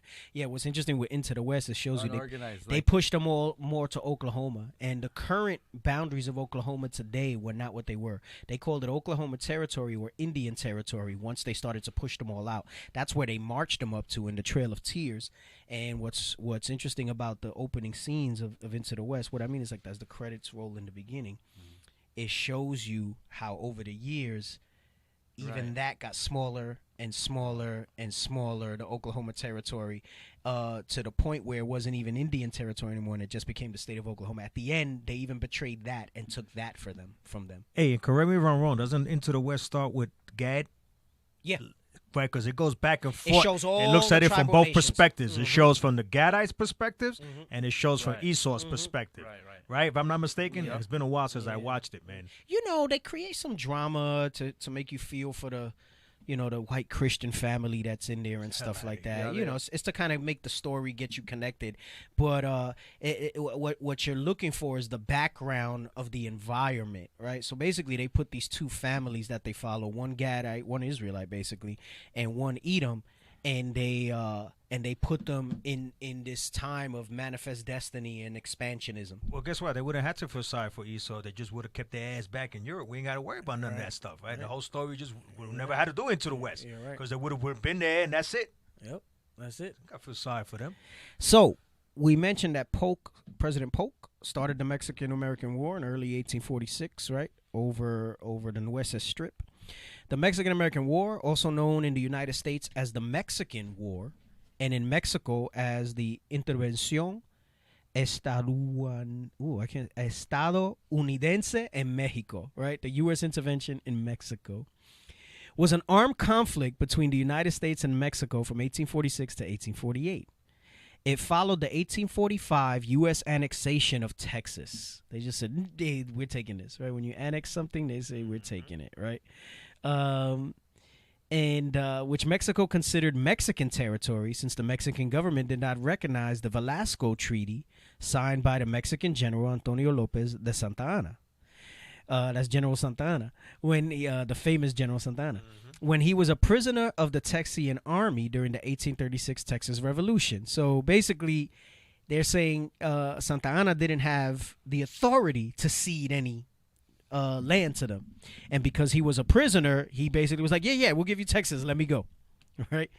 The Republic of Texas was de facto an independent country, but most of its citizens wished to be annexed by the United States. So basically, Esau was actually trying to not make it part of the Union. The original ones that went in there were trying to make, that's why you hear Texas say they reserve the right to be their own country if they wanted to. They could cede from the Union. It's really not that simple either, but they tell you that. It's not like they could wake up one day and say, we're done. You know, it doesn't work that way. Esau ain't letting that go. So it says, the Republic of Texas was de facto an independent country, but most of its citizens wished to be annexed by the United States. Domestic sectional politics in the U.S. were preventing annexation since Texas would have been a slave state, upsetting the balance of power between northern free states and southern slave states. It's always about us. It was about them not letting us go, like we read in Jeremiah 50 and 33, right? They had us oppressed, and they would not let us go. We saw in the documentary, they were saying that the people that came over, they saw all the potential for land and those parts of Mexico not being as populated, so they said, no, we need to bring slaves over, meaning the Gadite and Judite slaves over, all right, in order for us to work this land, because there wasn't enough of them. The documentary piece shows you that. So they wanted it to be a slave state because they wanted to work the ground, right? Remember, agriculture was the business. That was the boom, right? Upsetting the balance of power between northern free states and southern slave states. In 1844, the United States presidential election, Democrat James K. Polk, as mentioned in the book Harvest of Empire, like we just read, was elected on a platform of expanding U.S. territory in Oregon and Texas. So basically, he promised that he would take the land. Polk advocated expansion, so he had to meet his campaign promises when he came into power. Texas, U.S. and Oregon, Polk advocated expansion by either peaceful means or by armed force. Wait, I lost my line. By peaceful means. However, the boundary between Texas and Mexico was disputed, with the Republic of Texas and the USA asserting it to be the Rio Grande River and Mexico claiming it to be the more northern Nueces River. Both Mexico and the USA claimed the disputed area and sent troops. Polk sent U.S. Army troops to the area. He also sent a diplomatic mission to Mexico to try to negotiate the sale of the territory. U.S. troops' presence was designed to lure Mexico into starting the conflict, putting the onus on Mexico and allowing Polk to argue to Congress that a declaration of war should be issued. You see the crafty way they set this up? Yeah. Mexican forces attacked U.S. forces, and the United States Congress declared war. So we got the blessing in Genesis, you know, the war. It said he used peaceful means and he made war, and that's that Daniel 8:25. Right. With his policy, he's going to cause craft to prosper. So beyond the disputed area of Texas, U.S. forces quickly occupied the regional capital of Santa Fe de Nuevo Mexico, along the upper Rio Grande, which had trade relations with the U.S. via the Santa Fe Trail between Missouri and New Mexico. U.S. forces also moved against the province of Alta California and then moved south.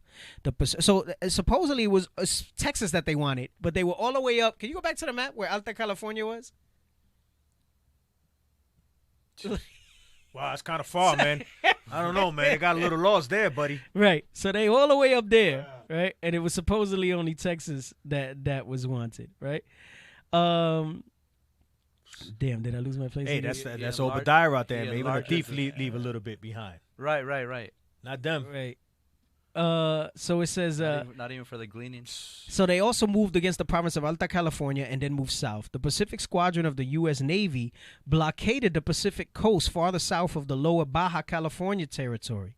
The Mexican government refused to be pressured into signing a peace treaty at this point, making the U.S. invasion of the Mexican heartland under Major General Winfield Scott and its capture of the capital, Mexico City, a strategy to force peace negotiations.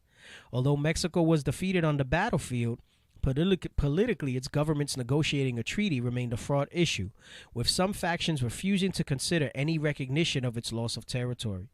Although Polk formally relieved his peace envoy, Nicholas Trist, of his post as negotiator, Trist ignored the order and successfully concluded the 1848 Treaty of Guadalupe Hidalgo.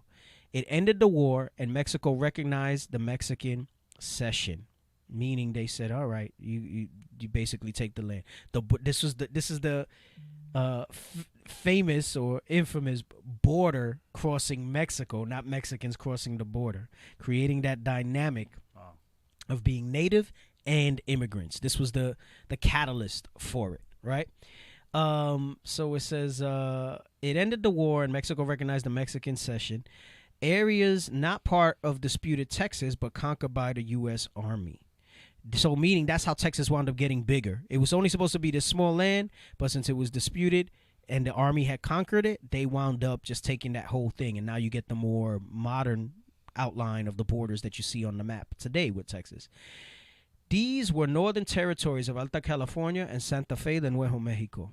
The U.S. agreed to pay $15 million for the physical damage of the war and assumed $3.25 million of debt already owed by the Mexican government to U.S. citizens. Mexico acknowledged the loss of what became the state of Texas and accepted the Rio Grande as its northern border with the United States. So, you know, they say the Rio Grande, right? That's how Esau says it, the Rio Grande, like Casa Grande.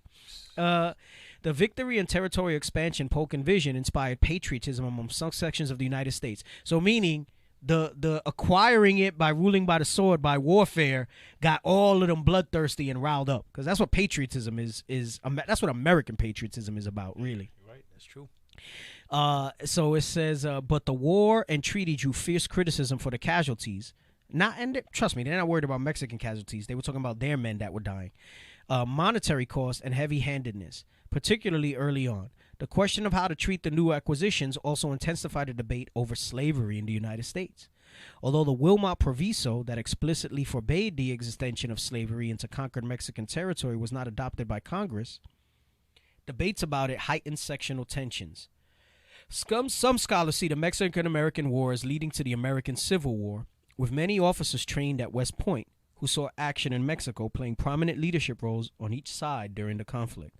In Mexico, the war worsened domestic political turmoil. Since the war was fought on home ground, Mexico suffered a large loss of life, both of its soldiers and its civilian population. The nation's financial foundations were undermined, the territory was lost, and the national prestige left in what a group of Mexican writers, including Ramon Alcaraz and Jose Maria del Castillo Velasco, called a state of degradation and ruin. As for the true origin of the war, it is sufficient to say that the insatiable ambition of the United States, favored by our weakness, caused it. This goes into the Habakkuk 2, where it says, we brought it out last week. Let's bring it out again. We got to bring it out.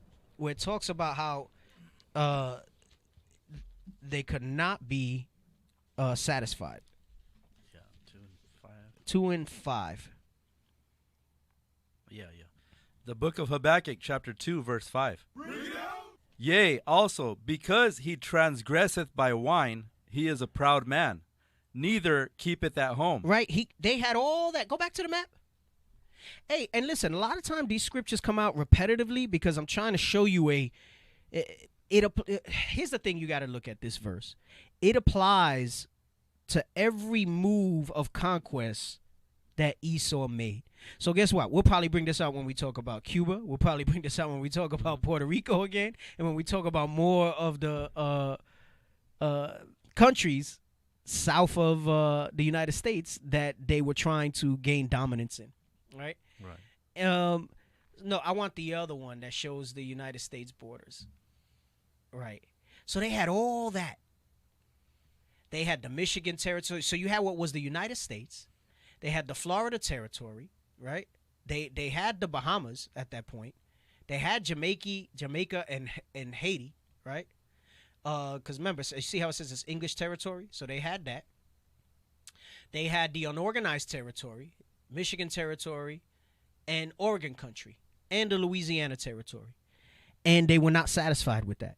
Right. We read just here, he says the real thing of the war was the insatiable ambition of the United States, favored by our weakness. They basically saw an opportune target, and they said, we're going to come after them to expand our empire. So it says, he is a proud man, neither keepeth at home, come on, who enlargeth his desire as hell. That desire part is that insatiable ambition that he had. That's the insatiable ambition of the United States. You can't tell me that this is talking about other nations with that. Nobody's moved like Esau's moved from the time of the Greeks till now. Nobody's moved like those Edomite empires. Right. Not a one has moved to match what the Bible says. It's not the Arabs. It's not just one segregated group. It's not just the English. They're all connected. They're all the same people. They're just different iterations of it. Right. That's all it is.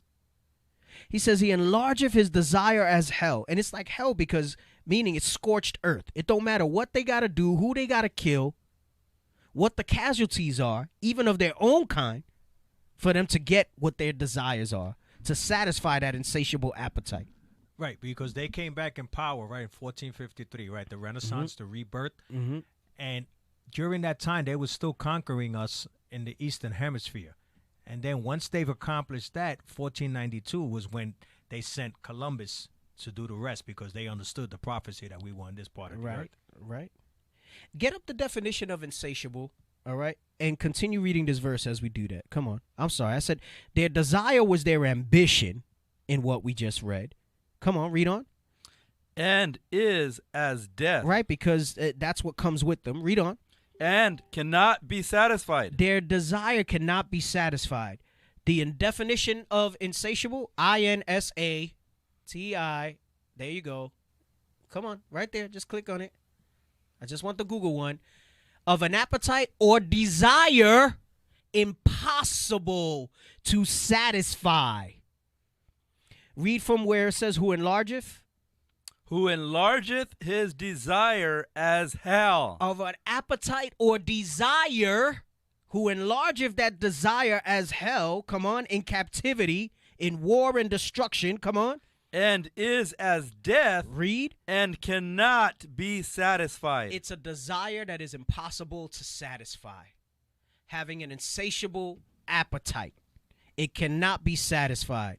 We just read, as we're reading the Mexican-American War history, right? What some of these writers said of the Mexican-American War, which started that whole thing of turning houses to aliens and inheritance to strangers. He says it was a state of degradation and ruin. That's the hell that came with it. As for the true origin of the war, it was sufficient to say the insatiable ambition of the United States, favored by our weakness, caused it. Meaning, it was solely that they were not full enough with what they already had, like I showed you on the map. That's all it was. That's all that drove it. That's what Issachar calls langaroso. Langaroso. Hey, give me Obadiah 5. I'm going to precept with that. Bring it up. Right, because it says insatiable, right? It says, what was that? What did I say, producer? Can't satisfy the appetite. Impossible to satisfy, right? Go ahead. The book of Obadiah, verse 5. If thieves came to thee, if robbers by night, how art thou cut off? Mm-hmm. Would they not have stolen till they had enough? Would they not have stolen till they had enough? Right? They would. That means they would have been satiable. Go ahead. If the grape gatherers came to thee, would they not leave some grapes? All right. Yeah. Right. And so they're saying Esau is so evil, okay, that they not satisfied. Even a thief, which is evil, will still leave some behind, but not Esau, because why? Because they're insatiable.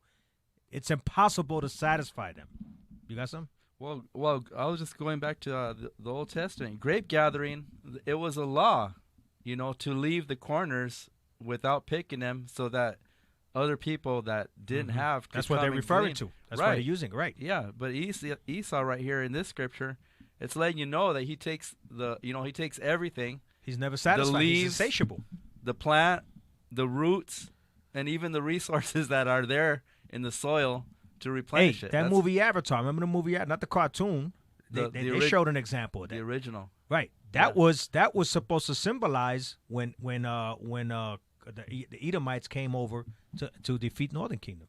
Right. Yeah. In the spirit, that's what that's about. What happened to the lights, producer? Yeah, the lights went down. Also, are you guys moderating the chat? Man, I see some craziness coming in there. From God's son? Yeah, bro. Yeah. He said, believe it or not, Issachar is Joseph, who is a son of Judah, and Ephraim and Manasseh is Issachar. Bro, that sounds like so much confusion. Try to sort that thing out. He graduated from the Kemetic community? I don't know, bro. That's some craziness. But we bringing out stuff that's so relevant to each tribe these past few weeks, and he gonna come with some of this other stuff. Get out of here with that madness. Anyway, great precept in Obadiah to go with what we read in Habakkuk. It's the same thing. It's letting you know that's that insatiable appetite, right? It's a desire that cannot be satisfied, right? The Bible talks about that all throughout when it comes to Esau. Let's go back to the book. Let me see where I want to start. Okay. Let's go back and once the Treaty of Guadalupe, I'm gonna start there. So once the treaty, because we just read about that in Wiki. Once the Treaty of Guadalupe Hidalgo relinquished the Nueces Strip to the United States, however, the inhabitants of Nuevo Santander were shocked to see the very river that had bound them together for 100 years suddenly turned into its opposite. We just read that they agreed that the Rio Grande would be the dividing line. That's where the border of modern Mexico is, right? So it says, Nuevo Santander was shocked to see the very river that had bound them together for 100 years suddenly turned into its opposite, a dividing line between two hostile nations. The Anglos even changed the river's name from Rio Bravo to Rio Grande. So it was called Rio Bravo, and they changed it to Rio Grande, right? So let's get, was it Psalms 49? Well, sounds like what they did to Puerto Rico, because the island of Puerto Rico was Borinquen, and they changed it to Puerto Rico. Psalms 49 and 11. The book of Psalms, chapter 49 and verse 11. Their inward thought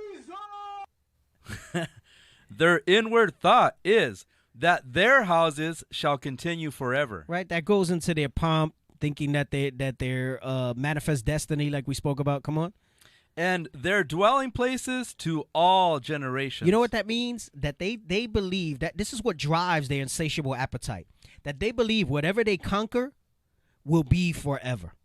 That's what it means, to all generations. Their dwelling places to all generations. All the places that they've taken by death, by destruction, by blood, by iniquity. They think that it's going to last, and they're going to be able to give it to their kids' kids. That's why they get nervous when they see us unified. That's why they get nervous when they hear these census numbers that they're going to be the minority and all that other stuff. Come on. They call their lands after their own names. Listen, the spirit there is because all they did was it was a mockery. Grande, right, means big. Large. Right. And that's how they see themselves, that we're expanding our empire. We're broad. We're everywhere, right? There's an old saying from one of their doctrines. I'm butchering it. I remember it from like a history class. And it might be Britain. It might be from Britain. I don't know if it was brought to the United States. But something about the sun doesn't set on the British Empire or something like that. Meaning that their expansionism, right? This whole it doesn't just stop there. Right. It doesn't just stop there. That's what it means the sun doesn't set, because they have land all over the world. Yep. There's nowhere in the earth where the sun doesn't set that there's not a part of them. Because that's the blessing, Genesis 27. Yes. Yes. Wow. Yes. The dew of heaven and the fatness of the land. I wish I could remember where I heard it or where it's credited to. I think I've heard that saying to some extent. Yeah. Like it doesn't set. And they've carried that same mindset here. We went over the Monroe Doctrine. I think that might have been on the Saturday show, which we have less time for. But we might, again, these are elements that we'll probably work into longer shows eventually. But you kind of get like those are the cliff notes, the Saturday show, and then Wednesday we can kind of flesh it out a little bit more. I got one for them. They could go where the sun don't shine. How about that? They could go where the sun don't shine. So back to here. It says the Anglos changed the river's names from Rio Bravo to Rio Grande. Those Canales family members who lived below the river in Meyer were now under different sovereignty than those living on the Buena Vista Ranch and other small properties on the U.S. side. With the new sovereignty came a host of new laws, especially for land registration, tax, and inheritance. The new codes were promulgated and administered in English, a language the Mexicano majority did not understand. So they had all these displaced Mexicans that were on the other side of the river that was now the dividing line, and they came and wrote all these new laws that they were supposed to abide by. So you see what's going here, right? If they broke these laws, they were able to incarcerate them, maybe even kill them, or send them back to the other side. And they did them in English, right? Yeah. So with that cessation comes all the things that these people that were living there, that were civilians, not the soldiers that were fighting, that were Issachar, Mexican descent, had to now basically try to catch on in this new environment. So you talk about us crossing the border versus the border crossing us. It wasn't just a line that changed of territory. It was a whole cultural shift for those that were on the other side of that. So it says the new codes were promulgated and administered in English, a language that Mexicano majority did not understand, and by lawyers, sheriffs, and judges who could always count on the U.S. Army to enforce an Anglo's interpretation whenever a dispute arose, letting you know how that was going to go, right? Like, oh, you can't speak against a white person, so on and so forth. Let's jump over to the next page. From the start. Let's go from the start. Okay, you got that? Good. So from the start, the Anglo settlers saw the Mexicans in South Texas as an obstacle to progress and routinely cheated them out of their land. So these people actually had land that they were staked to. They were staked to this land. And it's saying they were looking for opportunities to cheat them out the land. So they started to frame that mischief by a law, right? So they said, damn, we need to take this land from them. But the way our thing is written up, they have certain rights because they're here. So how do we do that? That's exactly what they did in Black Wall Street. Mm-hmm. Because the brothers and sisters from Black Wall Street were an obstacle to their progress. Yeah. Let's jump back a little bit because meanwhile, farther to the north, just go back to the last page, right? No, you had it. The page before, 99. Right. So at the bottom, it says, meanwhile, farther to the north, another Anglo rancher had, go ahead, flip over, discovered his own way of cashing in on the fighting. H.L. Kinney, a notorious smuggler south of the Nueces, secured an appointment as a colonel and quartermaster for General Winfield Scott's troops and turned his ranch into a boomtown of 2,000 people. After the war, Kinney founded the city of Corpus Christi on the site of his ranch. So on stolen land, right, he got a ranch there. He made it a boomtown of 2,000 people. With the modern city of Corpus Christi, Texas now is an example of that. So it says, from the start, Anglo settlers saw the Mexicans in South Texas as an obstacle to progress and routinely cheated them out of their land. Often it was seized at sheriff sales and auctioned for pennies an acre for failure to pay taxes. Yo, so you know how they tell you pull yourself up by your bootstraps?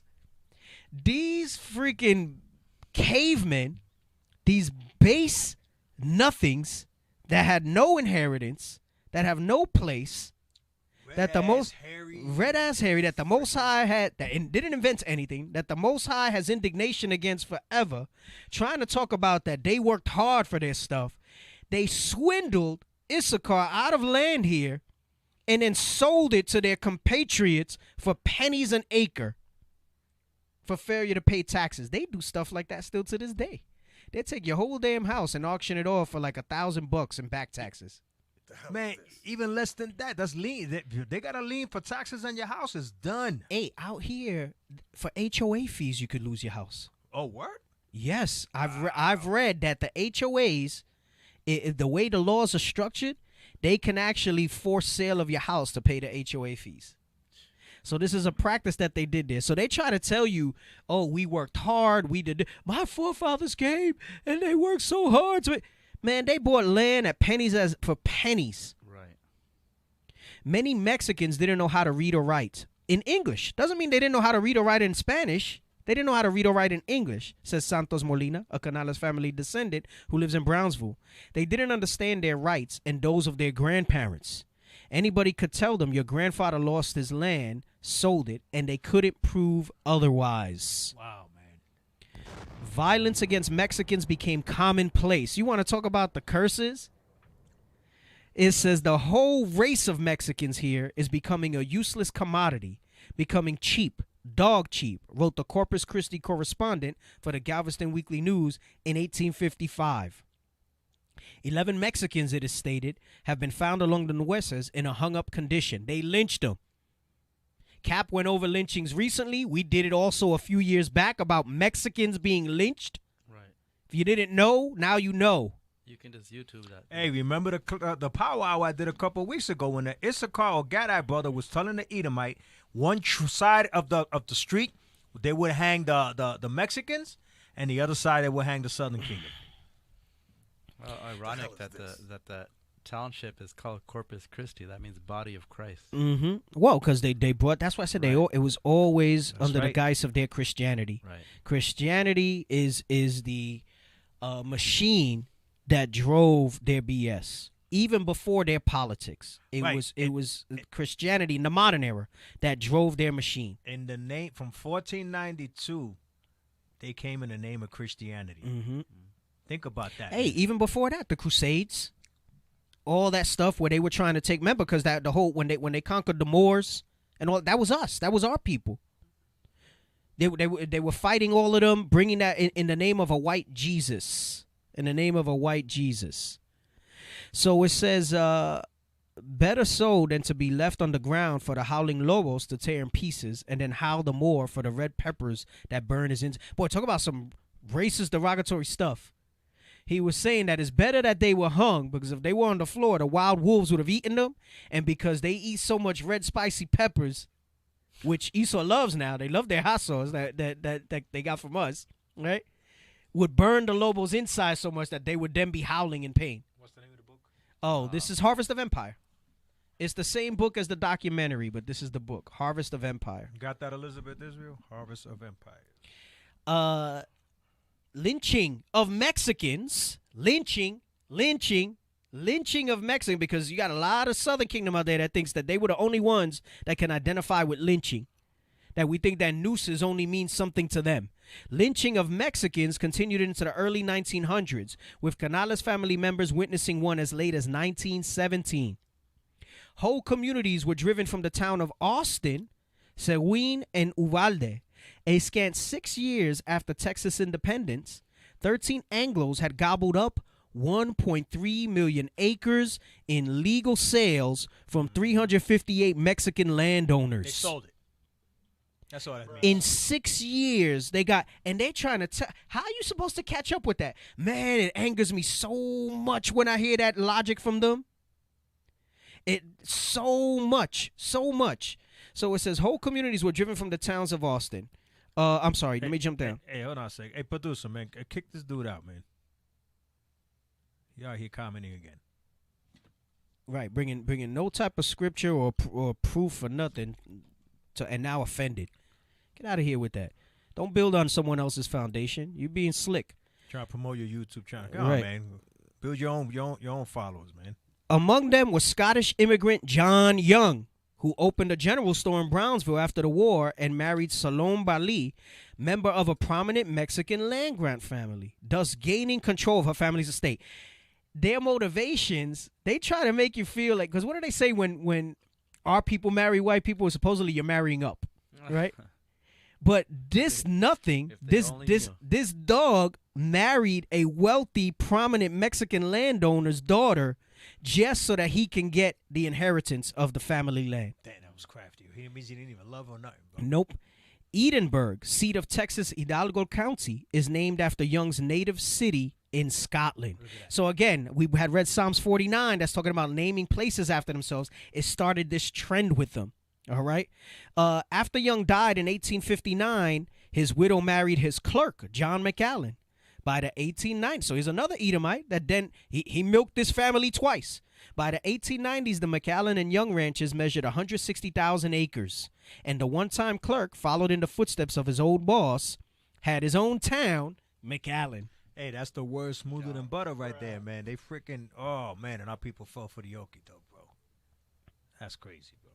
Right. So it says, let's go to the next page. Let me see. I don't know if I want to do the rest, if I want to read this.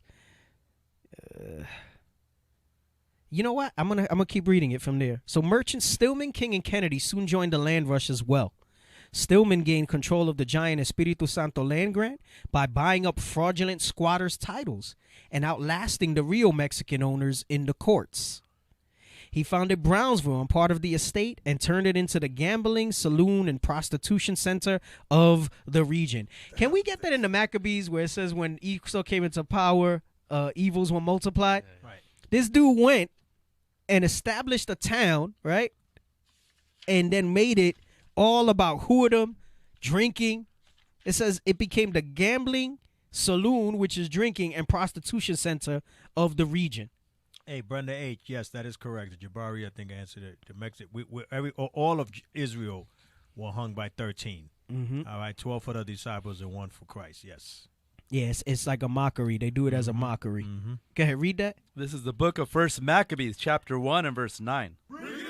And after his death, they all put crowns upon themselves. And that spirit stayed with them. They were all seeking crowns for themselves. They all wanted that loon. This is why these guys wanted their town. See, they do it in different ways. So some can't have the whole country, so they'll take a portion of land. They'll take a city. They'll take a ranch. They'll take a town. Right? Come on. So did their sons after them many years. Right. So that's in their spirit. So they did it. Their sons did it. Come on. And evils were multiplied in the earth. What comes with Esau in power is evils multiplied in the earth. Evils multiplied in the earth. You're hearing that this dude, so first of all, they're getting these lands ill-gotten, right? Robbed and steal. And then they go ahead and he said he founded Brownsville and he turned it into a gambling, saloon, and prostitution center of the region.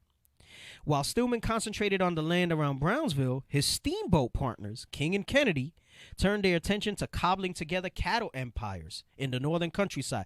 But let me tell you, that appetite, like Cat brought out in Obadiah, a thief would even leave some grapes behind. They said, no, we want it all. We're going to monopolize the region. So they turned their attention to cobbling together cattle empires in the northern countryside. Stephen Powers, the sharpest land lawyer in the region, was their able assistant in that effort.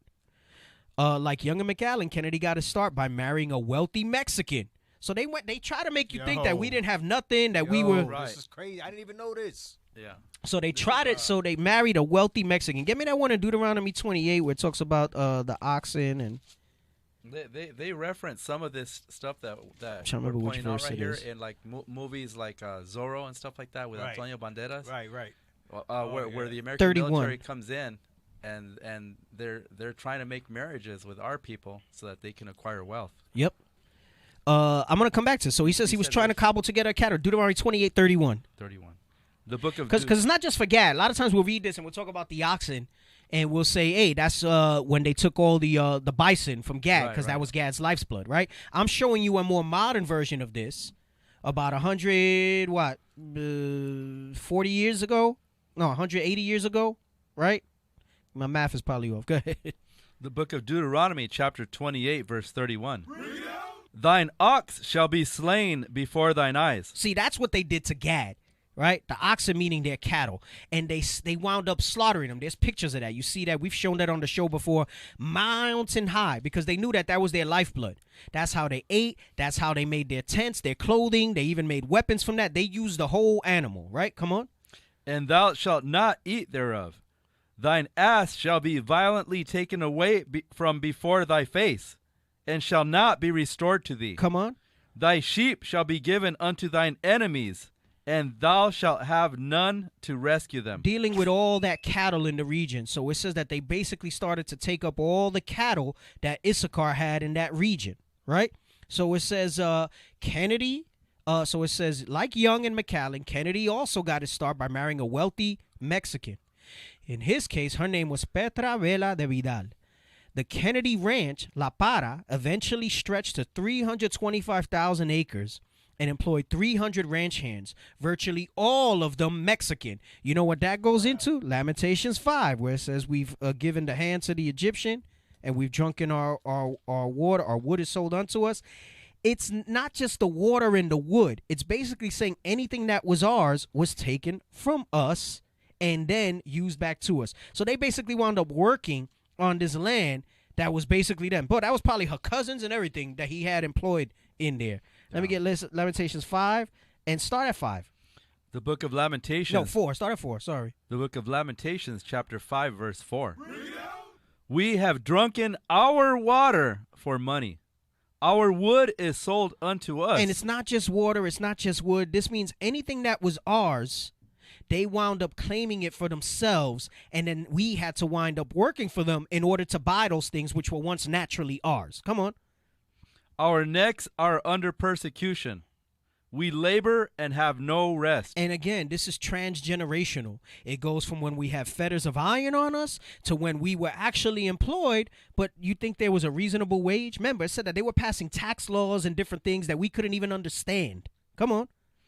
We have given the land to the Egyptians. The hand. We have given the hand. We have given the hand to the Egyptians and to the Assyrians to be satisfied with bread. Because they were in such a low estate. Remember, we read from the author about the Mexican-American War. He said after the war, what was left? A state of degradation and ruin.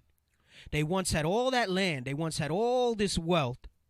And it says now they've given that hand. They've basically it's been handed over to the Egyptians, to the Assyrians. It's all the same spirit that's moving here through Esau to be satisfied with bread. That's all I wanted on that. You gonna say something? Yeah, and they do that today too in modern times. I'm gonna show you how. A lot of these Mexican restaurants are owned by Edomites, right? And they'll have so-called Mexicans working in there. I know that for a fact because I was in Wisconsin a few years ago, or years ago, and I remember everybody in the restaurant that was working and cooking were Mexican. So I asked, I kind of got a little happy. I was like, oh, praises.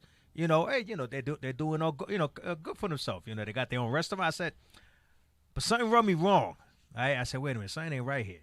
I said, let me ask you. I said, who's the owner? She says, oh, that guy right there. He was sitting there in a big table, an Edomite dude. Oh. He says, and she was happy. She was like, yeah, but he gives us, he gives us jobs and stuff like that. Yeah, benefiting off of our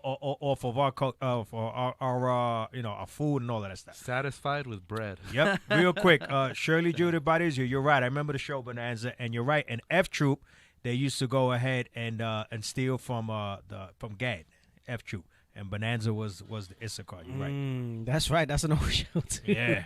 No, we're dating ourselves. Shirley. So I'm gonna go back. I'm gonna go back to the book. So it says.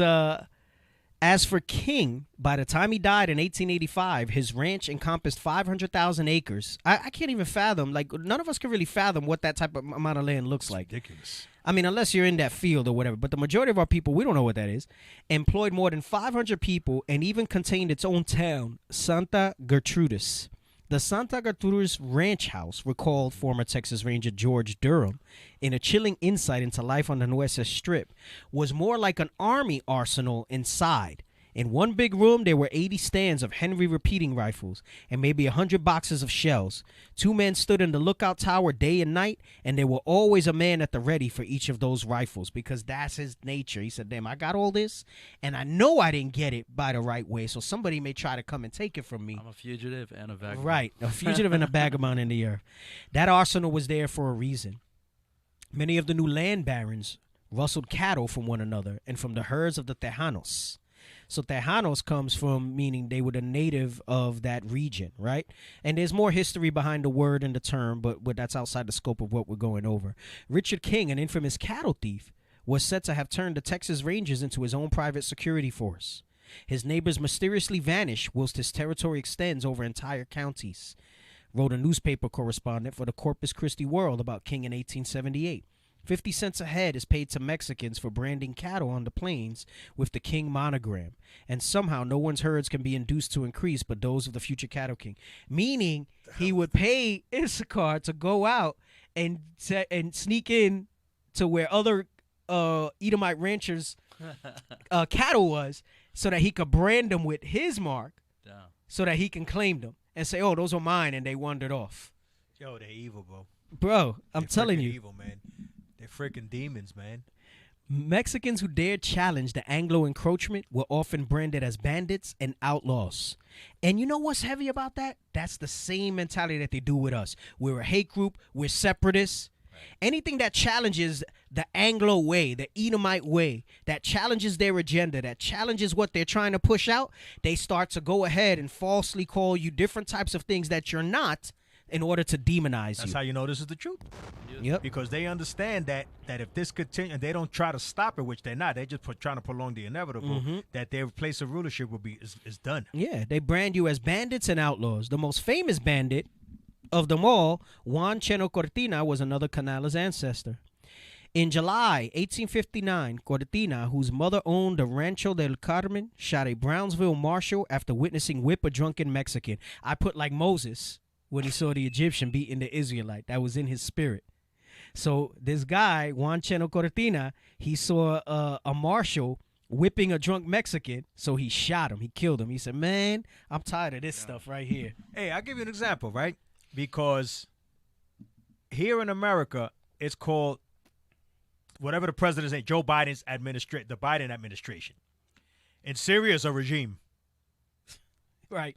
You see the play on words? Right. Why can't it be the Bashar al-Assad administration? Right. I bet they call it that over Right. there. But you see Boy. how to play on words? The Yep. Iranian regime.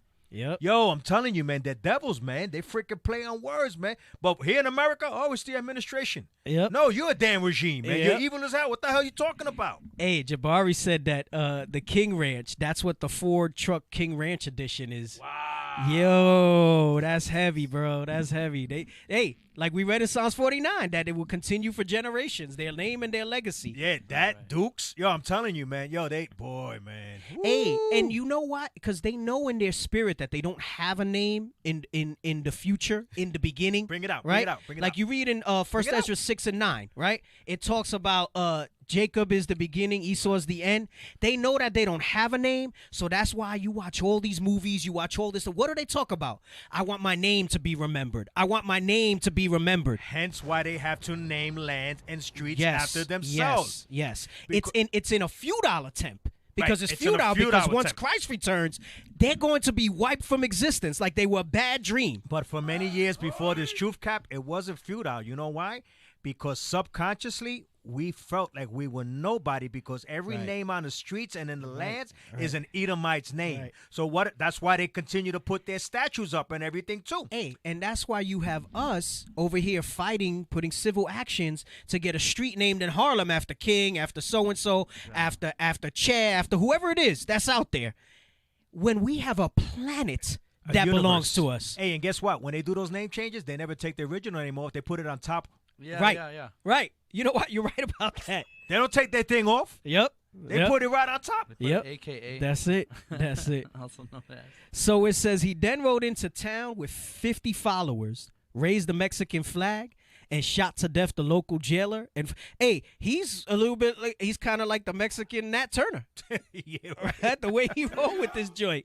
He saw an injustice, killed one, went into town.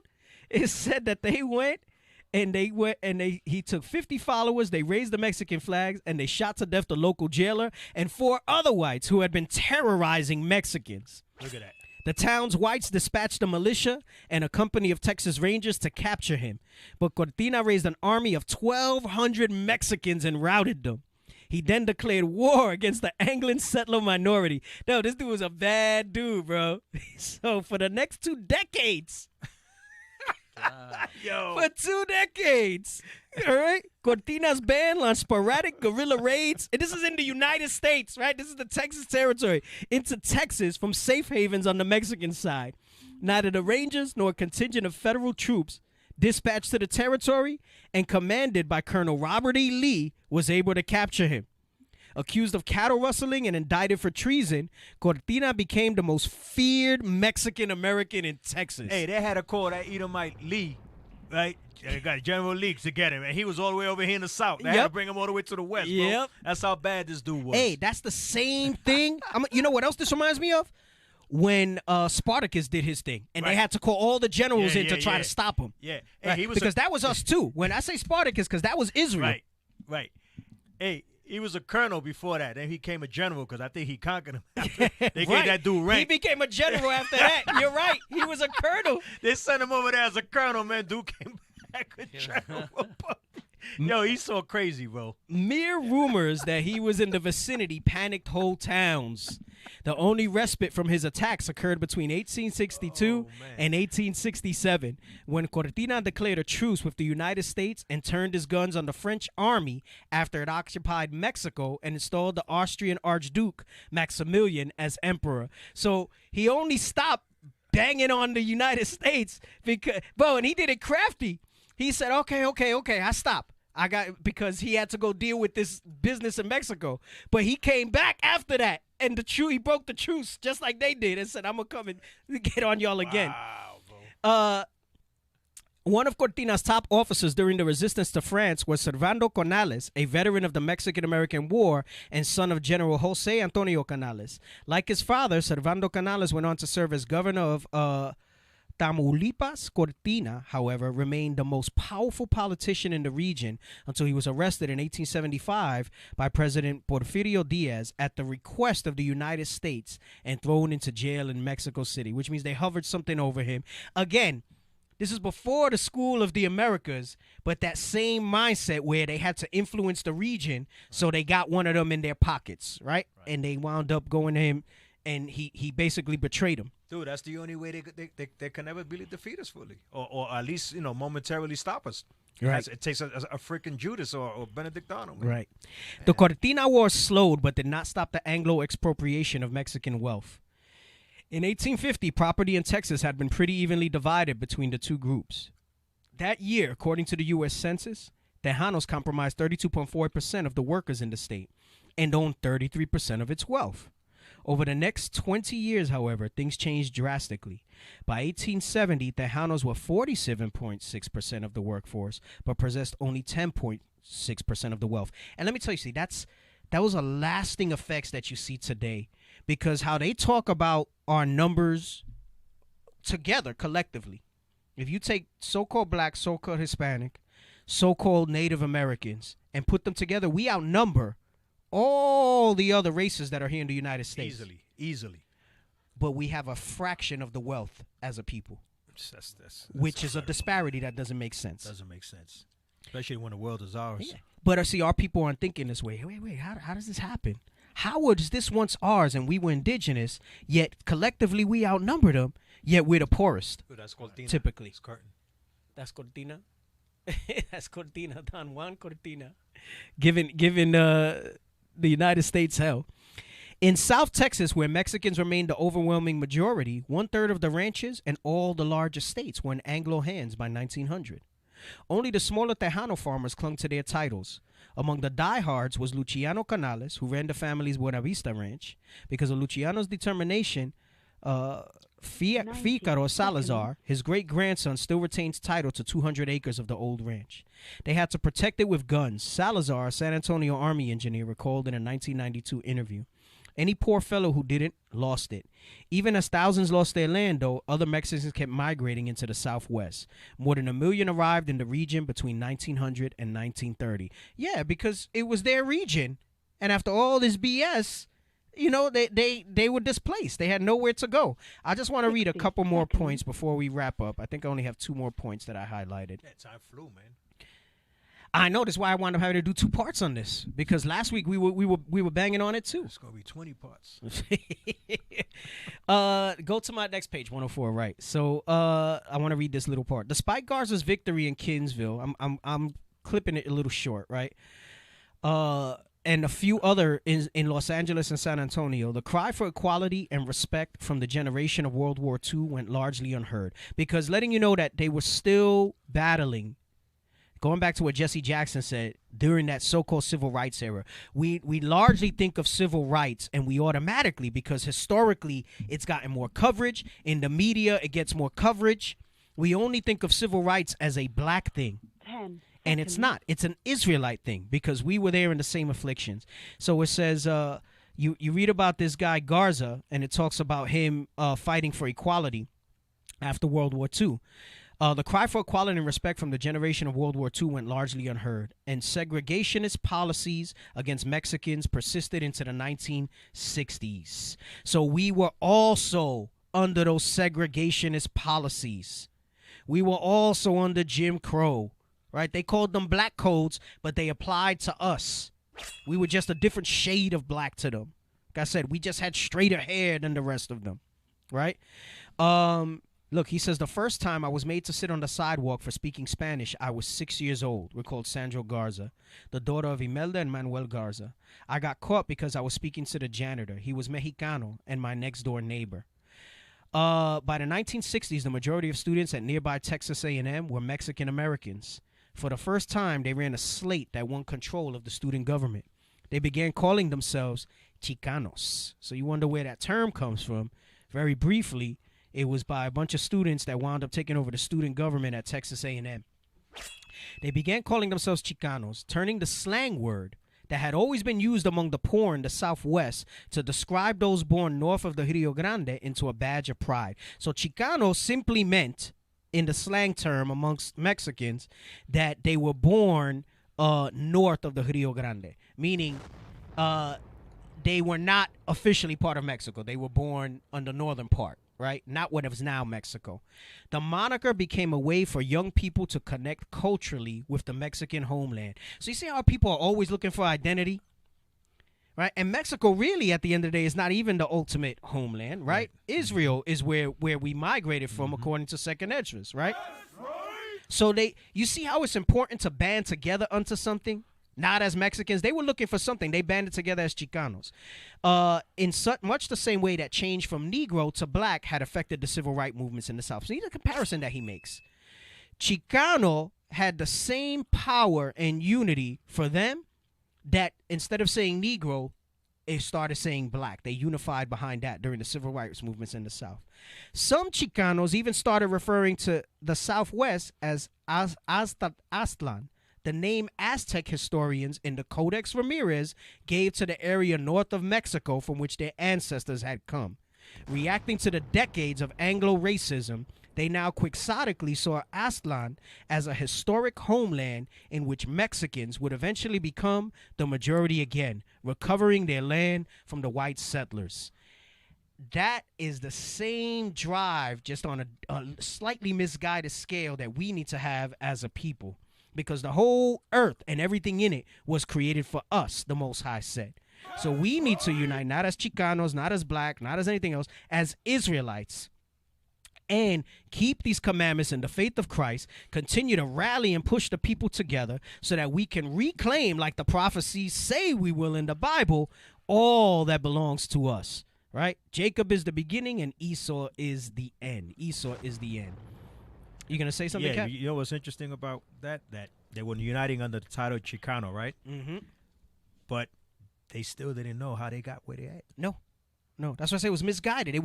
There was something in their spirit, but it wasn't fully where it needed to be, because they were talking about connecting to the Mexican homeland. Right. But the point I'm making is that here in America, they wanna unite in America. Mm-hmm. Not realizing how they got here, that the way they got here is in the Bible, 2 Ezra 13. Right. You understand what I'm saying? So it goes to show you how heavy this truth is, because this truth opens up to those that are elected to hear this, okay, a bigger realm a bigger Right. world. Right. You know? Right. And that's why it's so important for y'all to like, share, comment. All right. Post this on all social media outlets that you have, because our people need to hear this. And as long as we have the internet access, we need to utilize it. All right. Once they ban us off of these internet things, which, okay, it's something that's probably going to happen at some point down the road. Okay. We ain't going to have the voice that we're going to have a voice. Don't get me wrong. The word's still going to go out. Don't get it twisted. All right. But we have a big reach with social media right now. We got to use it, brothers and sisters, as much as we can while we still have it. Number one. Number two, Brother Jabari, I'm assuming you are brother. Thank you very much for the kind words. Thank you for your support. Everyone else that's on here commenting, liking. All right, that all helps the algorithms. But thank you, Brother Jabari. All right, I see you on here consistently every show, and we appreciate the kind words. I want to also give a shout out and a shalom to Tabalin Diengdo. I hope I pronounced the name right. Tabalin Diengdo, who has been watching us consistently as well from India, which, by the way, we're going to be hitting that as well, all right, because the Dalits, all right, are Ephraim, okay, are Northern Kingdom, and the Sidis, is it? Sidis are the Southern Kingdom. All right, and Bishop has been bringing that out, Bishop Nathaniel, and we're going to be covering that in more detail here. As the Lord opens up our spirit to bring that out. All right, so all praise to Tabalin Diono and everyone that's consistent. Ida Serrano, we got here Sarai, we have King Katura. All right, I mean there's many, but I want to let y'all know that we read your comments, we watch it. That's what I'm doing here as well, and we really appreciate you. We got Rena, Letitia Robert, Shirley, Judith Shirley. All right, DL. I haven't seen you in a while, I think, but I think you've been pretty consistent. I'm trying to give a shout out to everybody. King Katura, I mentioned. We really Denise Israel. We really appreciate y'all here. And again, we cannot be on here without y'all. Okay, we need your support. We need your support. We need y'all. Okay, we're in one location. Y'all in various locations. All right, we need your help, man. Spread this word, spread this word, spread this word, spread these classes. It's not for our sakes, it's for our sakes. All right, if that makes sense. It's for our nation. It's for our people. We want to go home, man. I don't care how good we got it here or think we got it here, man. All right, we may think we can't get comfortable here in this captivity, man. I want to go home. I don't give a damn, man. Okay, I want to get the hell out of here. Hey, I got to address this Justin Yu because he came in on the comments board there with that. And if this stays up, someone's going to see that. Esau is also God's children. They have an inheritance too after their servitude. No, they have death after their servitude. I'm just going to go real quick. Obadiah 17, all right? Bring it out. Obadiah 17. Yes, they are God's children, right? And he also has a prophecy. They don't have an inheritance. Their inheritance is death. That's their inheritance. But hold on, Cap. Before you even bring that up, I don't know if you're a brother or sister, man, but really, man, I mean, why are you worried about the other nations? Why do our people always got to worry about the other damn nations? We're talking about what they did to us. How the hell are they going to be? Go ahead, Cap. He must not be. He must not be our people. I want to assume that. Obadiah 17. The book of Obadiah, verse 17. But upon Mount Zion shall be deliverance, and there shall be holiness. And the house of Jacob shall possess their possessions. Right? So it says holiness and deliverance is for Zion, all right, meaning Israel. And the house of Jacob shall possess their possessions, right? Just like you read in Amos, our possessions are going to be the other nations. And yes, we will have Esau for 1,000 years. But listen what it says. Come on. And the house of Jacob shall be a fire, and the house of Joseph a flame. Come on. And the house of Esau for stubble. Jacob and Joseph, southern kingdom and northern kingdom, they're going to unite. They're going to come together. And the house of Esau, we're going to be a fire, and the house of Esau for stubble. Meaning, what inheritance do you have if it's stubble? There's nothing left after the servitude. That's zero. You can look it up? See, now you got, what it says in Obadiah about Esau? Hold on, let me finish this and then read that. We'll finish with that. I'm not going to cut you. Go ahead. I'm just getting it. Go ahead. No, you're right. You're in the spirit because that's good what it says there. That they have no promise. I know what you're going to bring out. Go ahead, read. And they shall kindle in them and devour them. That's what Israel's going to do. We're going to kindle in them. We're going to light their behinds on fire and devour them. When you devour something, that means there's nothing left. Come on.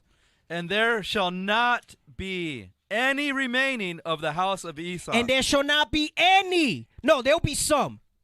not be any. No, there'll be a remnant, an inheritance. There'll be they have an inheritance too after their servitude. Come on. And there shall not be any remaining of the house of Esau, for the Lord hath spoken it. There will be none remaining of the house of Esau, for the Lord hath spoken it. Read on. We're going to go down to 21. Come on. And they of the south shall possess the mount of Esau, and they of the plain, the Philistines, and they shall possess the fields of Ephraim and the fields of Samaria, and Benjamin shall possess Gilead. Meaning we're going to have the whole earth. Come on. And the captivity of this host of the children of Israel shall possess that of the Canaanites, even unto Zarephath, and the captivity of Jerusalem, which is in Sepharad, shall possess the cities of the south. Basically, he's covering everything. I don't see what inheritance Esau is going to have or any other nation. He's saying Israel's going to have it all. Come on. And saviors shall come up on Mount Zion. Saviors. These Israelites, that 144,000, those saviors shall come up on Mount Zion. Come on. To judge the mount of Esau. To judge the mounts of Esau. That's Esau's inheritance. That's Esau's judgment. To judge the mounts of Esau. Come on. And the kingdom shall be the Lord's. Because Esau is going to be gone. They need to be gone so the kingdom can be the Lord's forever and ever and ever. That's what it talks about. Go ahead, Cap. Read that. All right, Bible dictionary, okay? Because you know what? Maybe you Esau, okay? Or maybe you just Israel on the outside, but you got Esau inside you. All right? The Oreo. Yeah. All right. Here's the Bible Zondervan Bible Dictionary. I'm gonna break this down. I'm gonna take put some butter on the biscuit here. Hold on. Esau, firstborn of twin brothers Esau and Jacob, sons of Isaac and Rebekah. All right. Sold his birthright for a mess of pottage to his brother. All right. I'm gonna jump down for time's sake. Scripture sometimes uses Esau as the name of the land of Edom in which his descendants lived. All right? Now, give me Genesis 25 real quick. Okay? Not going to confound people that I want to come out here and learn. All right? Y'all love you some Esau, boy. I tell you. Can't do nothing without the Caucasian man and woman. The hell is this? Go ahead. The book of Genesis, chapter 25, verse 25. Uh-huh. And the first came out red. Came out red. All over like an hairy garment. So this baby was red as hell, like a hairy garment. All right? That's where the term rednecks comes from. I'm going quick on this. Go ahead. And they called his name Esau. All right, so that's a Caucasian. That's the beginning of the Caucasian nation. Okay? Esau. That's all I want from there. All right? So remember, where it said Esau, it said that they are also known as Edom. Right. Here's the definition of Edom in the Bible dictionary. Edom figures prominently in the prophetic scriptures as the scene of great future judgments. She is the only neighbor of the Israelites who was not given any promise of mercy from God. No mercy. They ain't getting no jack. inheritance after their servitude. They ain't getting jack, son. They're going to serve their servitude to suffer double what they did to us and then be gone, stubble, devoured. Ashes, that's it. Come with that nonsense. I tell you, I hope that wasn't one of our people. I hope not either, boy. But you know what, man? Whew. Boy. Well, we need 2/3. Yep. Hey, going into Cap's point as he was bringing out, emphasizing how all your support is appreciated and we need y'all to share because this type of misinformation is out there. Right? We can't stop it. Everybody has a part to play. Everybody. All right? Hey, tune in. Saturday, all right, we do the Power Hour exclusively on Facebook. That's 11 a.m. Arizona time.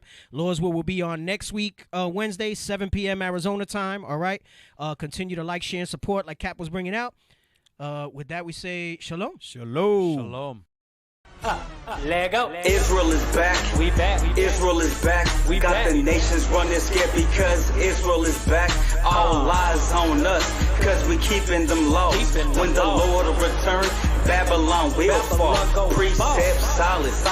We got them on lock. God's chosen people with Christ as our rock. Israel is back. We back. Israel is back. We back. You heathen, get ready for our whip to